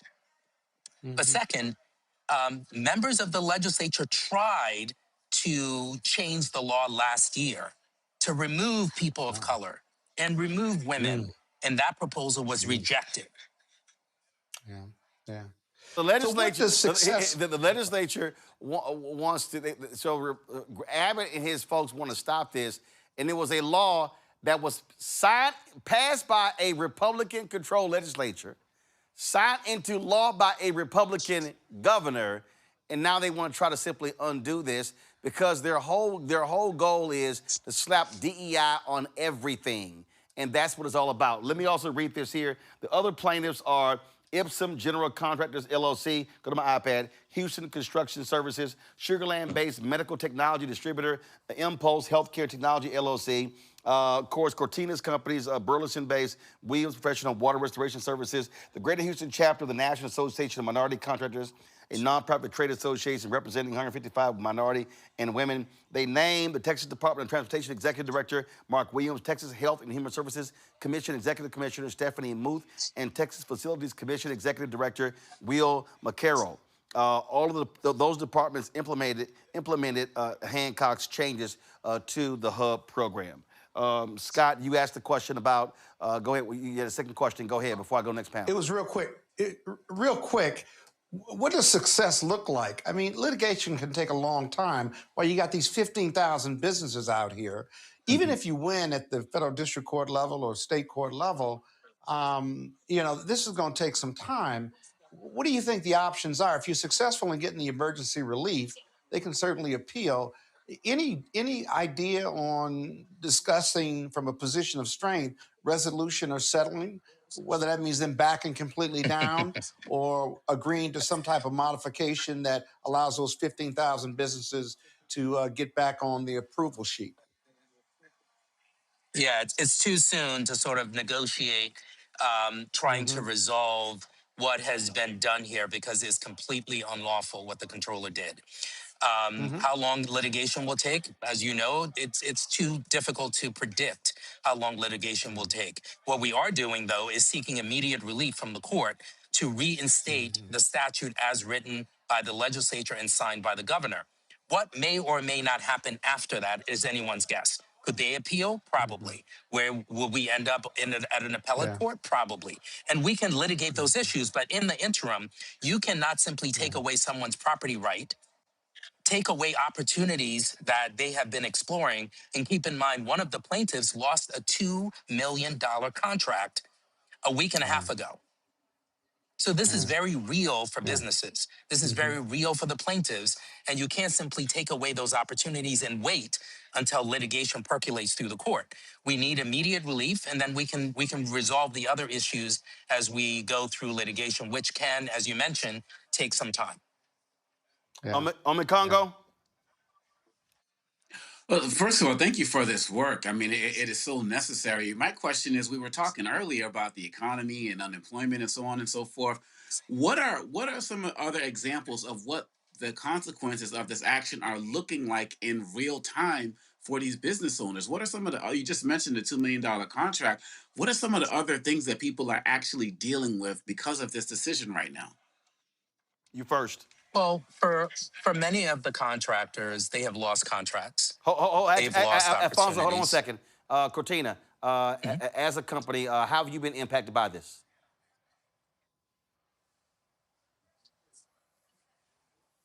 Negotiations with two different entities when the hub decertification came about, and those just went silent. No response, no explanation, no anything, just ghosted. Alfonso? Yes. You were talking about the impact.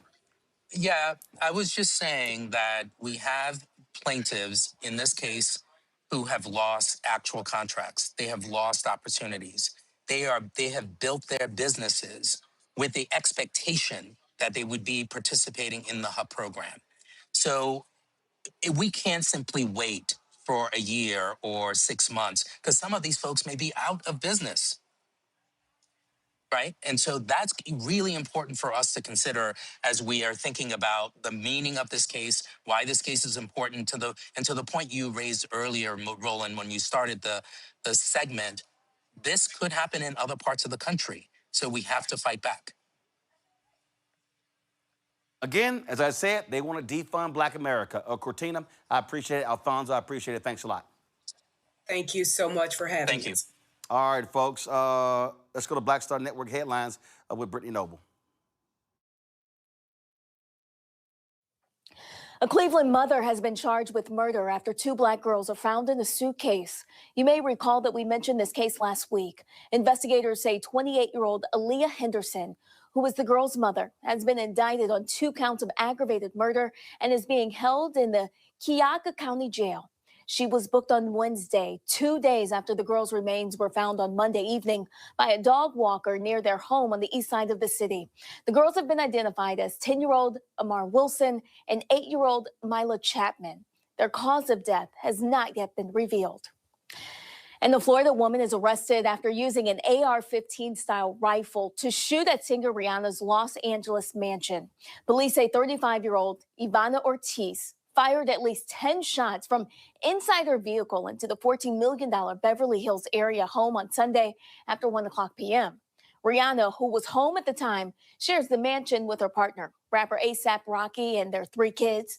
Investigators say a round penetrated the wall of the house.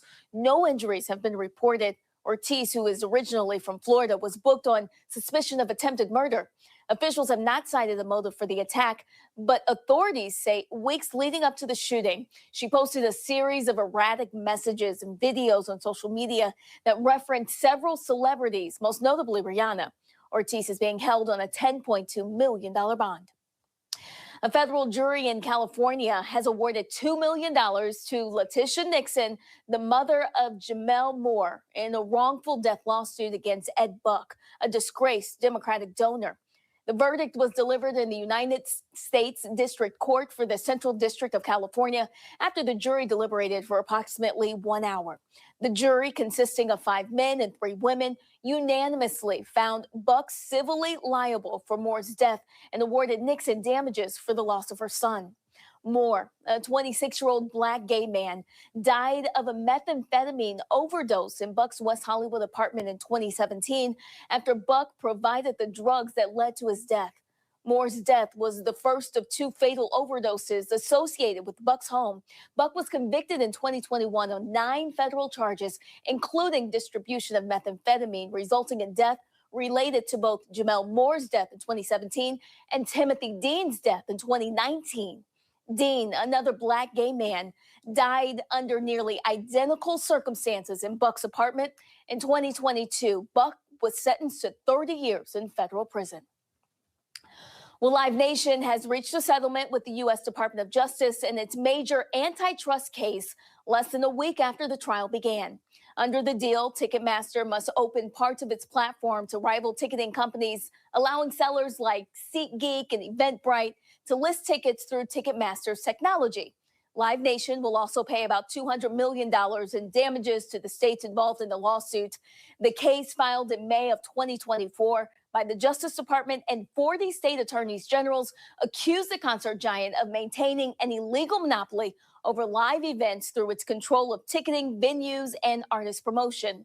The settlement also limits Ticketmaster's exclusive venue contracts to 4 years and allows venues to sell some tickets through competing platforms. Well, Fox News is apologizing after mistakenly airing the wrong video of Donald Trump during a coverage of a solemn military ceremony. The dignified transfer ceremony took place Saturday at Dover Air Force Base and was held for 6 U.S. service members killed in the Middle East. The network says archived video of Trump without a baseball cap was accidentally used during 2 Sunday morning broadcasts instead of video from the actual ceremony, where he was wearing a USA baseball cap. Some critics are questioning whether the mistake was intentional. Fox News says the mix-up happened when a staff member pulled older video by mistake, and the network apologized and later aired the correct footage.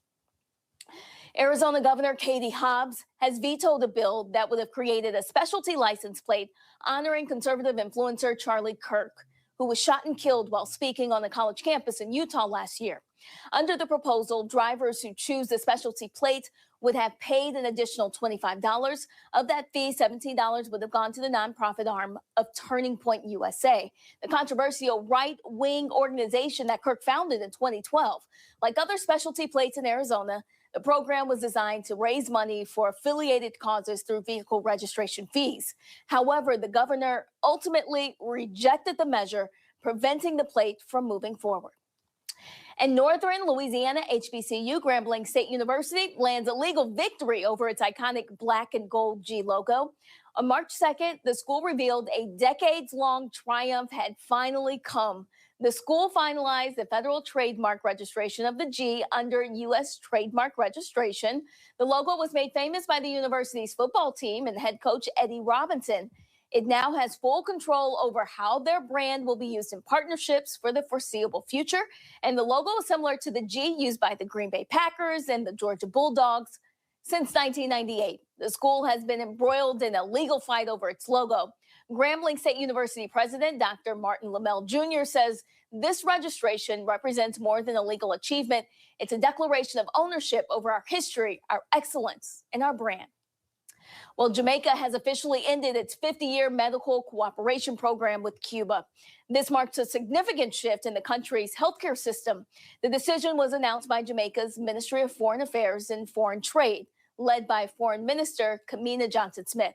The program was discontinued after both governments were unable to agree on a new term for a technical cooperation agreement following the expiration of the previous agreement back in February of 2023.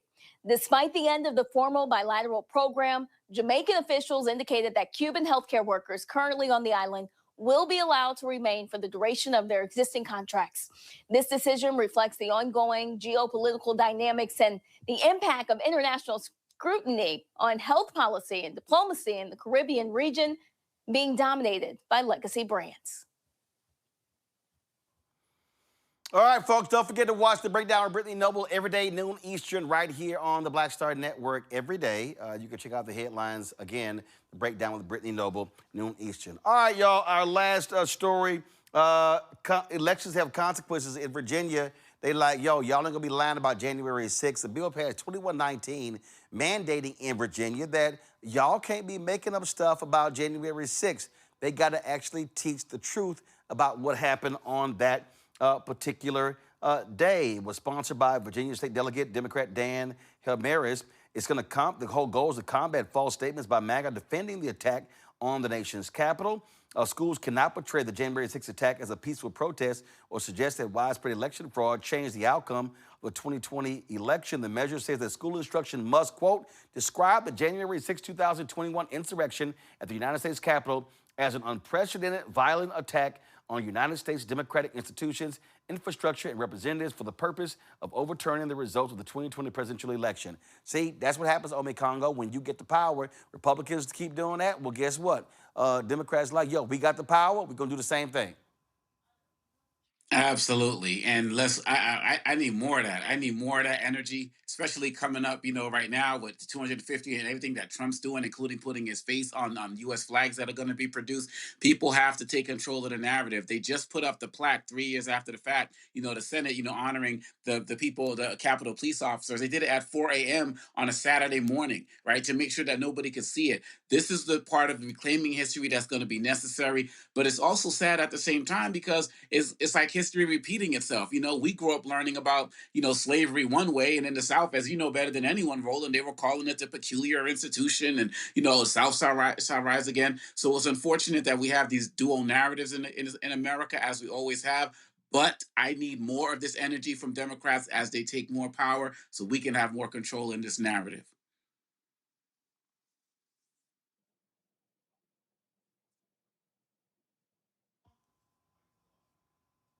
I can't hear. Thelma?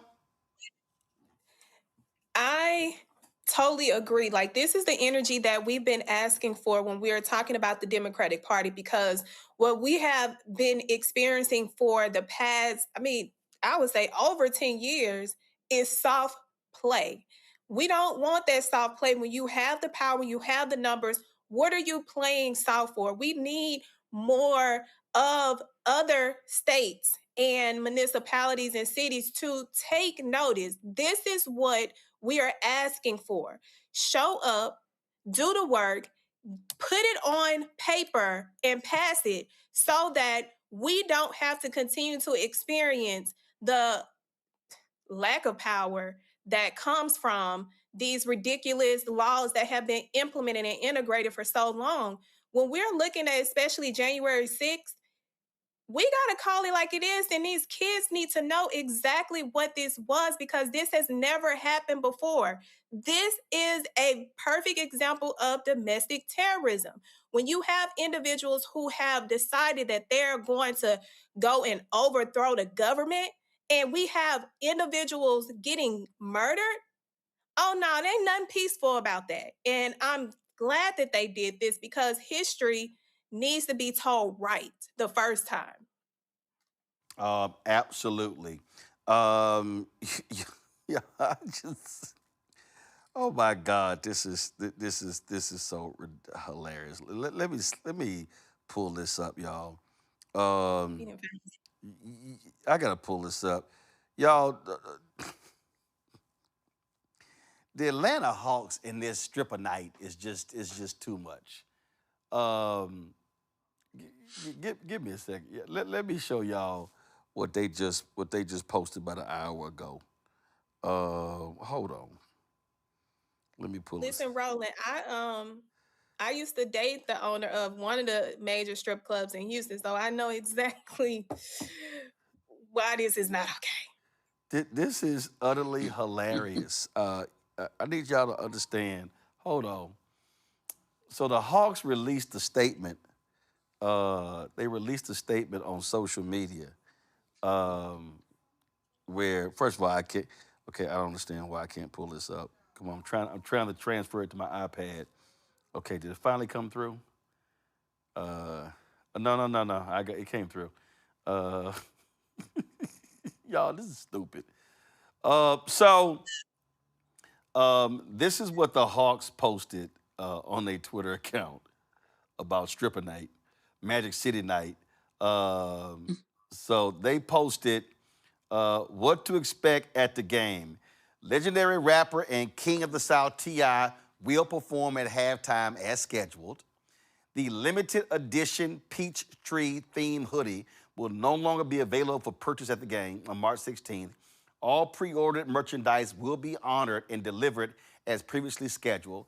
The live recording of the Hawks AF podcast includes Hawks principal owner, y'all about to trip out. Okay, Hawks principal owner, filmmaker, and actor Jamie Gertz, T.I., and Magic City founder Michael Mr. Magic Barney has been canceled. Fans who purchased tickets to the recording will be contacted directly. Y'all gotta understand, Jamie Gertz is married to the principal owner of the Hawks, and she was an executive producer of the Magic City documentary series on Stars. I kid you not. And they also say the full array of award-winning culinary options available at State Farm Arena for Hawks games will be available, including the lemon pepper wing. Oh, they so petty. They so petty. Y'all, They just couldn't. They had to get that part in there. I no lie. And hold up, I saw earlier. Let me show y'all the statement that they posted after the NBA. Hold on, y'all. I'm telling you, this is what they posted. While we are very disappointed in the NBA's decision to cancel our Magic City night promotion, we fully respect its decision. As a franchise, we remain committed to celebrating the best of Atlanta with authenticity in ways that continue to unite and bring us all together. Wow. Wow. Really? Really? Y'all disappointed? The Hawks like, damn, Adam Silver, y'all done messed up our stripper night. Like they can't go any other time. Oh my God, Jesus. y'all, this is absolutely hilarious. That's hilarious. This All right. is America. It's hilarious. It's hilarious. All right. Let me shout out my sister Zena. Her 48th birthday is today. That's her holding her new grandchild, Phoebe. So so like I said, she turned 48 years old today. And so shout out to Zena. And then let me also today, y'all, is the 78th birthday of my homeboy Jeffrey Osborne. Y'all know J.O. always doing his thing, man. We are always showing some love. We're always at the Jeffrey Osborne Celebrity Golf Classic every single year. We always enjoy being with Jeffrey. And so I sent him a text moments ago, and I said, hey, man, we're going to shout you out. So let's go ahead and do this. Is from, first of all, again, let me thank Scott Thelma and Ome Congo for being on today's show. So we're going to close the show out, y'all. This is from last year's Jeffrey Osborne Celebrity Golf Classic. It took place in September, and it was J.O., Smokey Robinson, Johnny Gill, Chris Tucker. We absolutely had a blast. Y'all know I always got my camera going. And so, again, we want to celebrate Jeffrey Osborne. So we're going to do this here. So I'm going to roll it at the end. Don't forget, support our network, join our Bring the Funk fan club, give via Cash App, Stripe QR code. You see it right here. Also for credit cards, right there. Checks and money order, make it payable to P.O. Box 57196, Washington, D.C., 2003 7-0196. PayPal, R. Martin Unfiltered, Venmo, RM Unfiltered, Zelle. Roland at RolandSMartin.com. Roland at RolandMartinUnfiltered.com. Be sure to download the app. Of the Black Star Network app, Apple phone, Android phone, Apple TV, Android TV, Amazon Fire TV, Roku, Samsung Smart TV. Be sure to get our Roland Martin Unfiltered swag. Go to shopblackstarnetwork.com to get the swag, y'all, and get our T-shirts, hoodies, wall art, all that sort of stuff. Get it right there. You also can get our Black-owned products. All these products here are on shopblackstarnetwork.com. You name it, we got it. You support these products and buy it from shopblackstarnetwork.com. You also support this show as well. And so go to shopblackstarnetwork.com. Be sure to download the app Fan Base. Follow me there at Roland S. Martin. Let's close it out. My man Jeffrey Osborne turning 78 years old today. I'll see y'all later. Holla!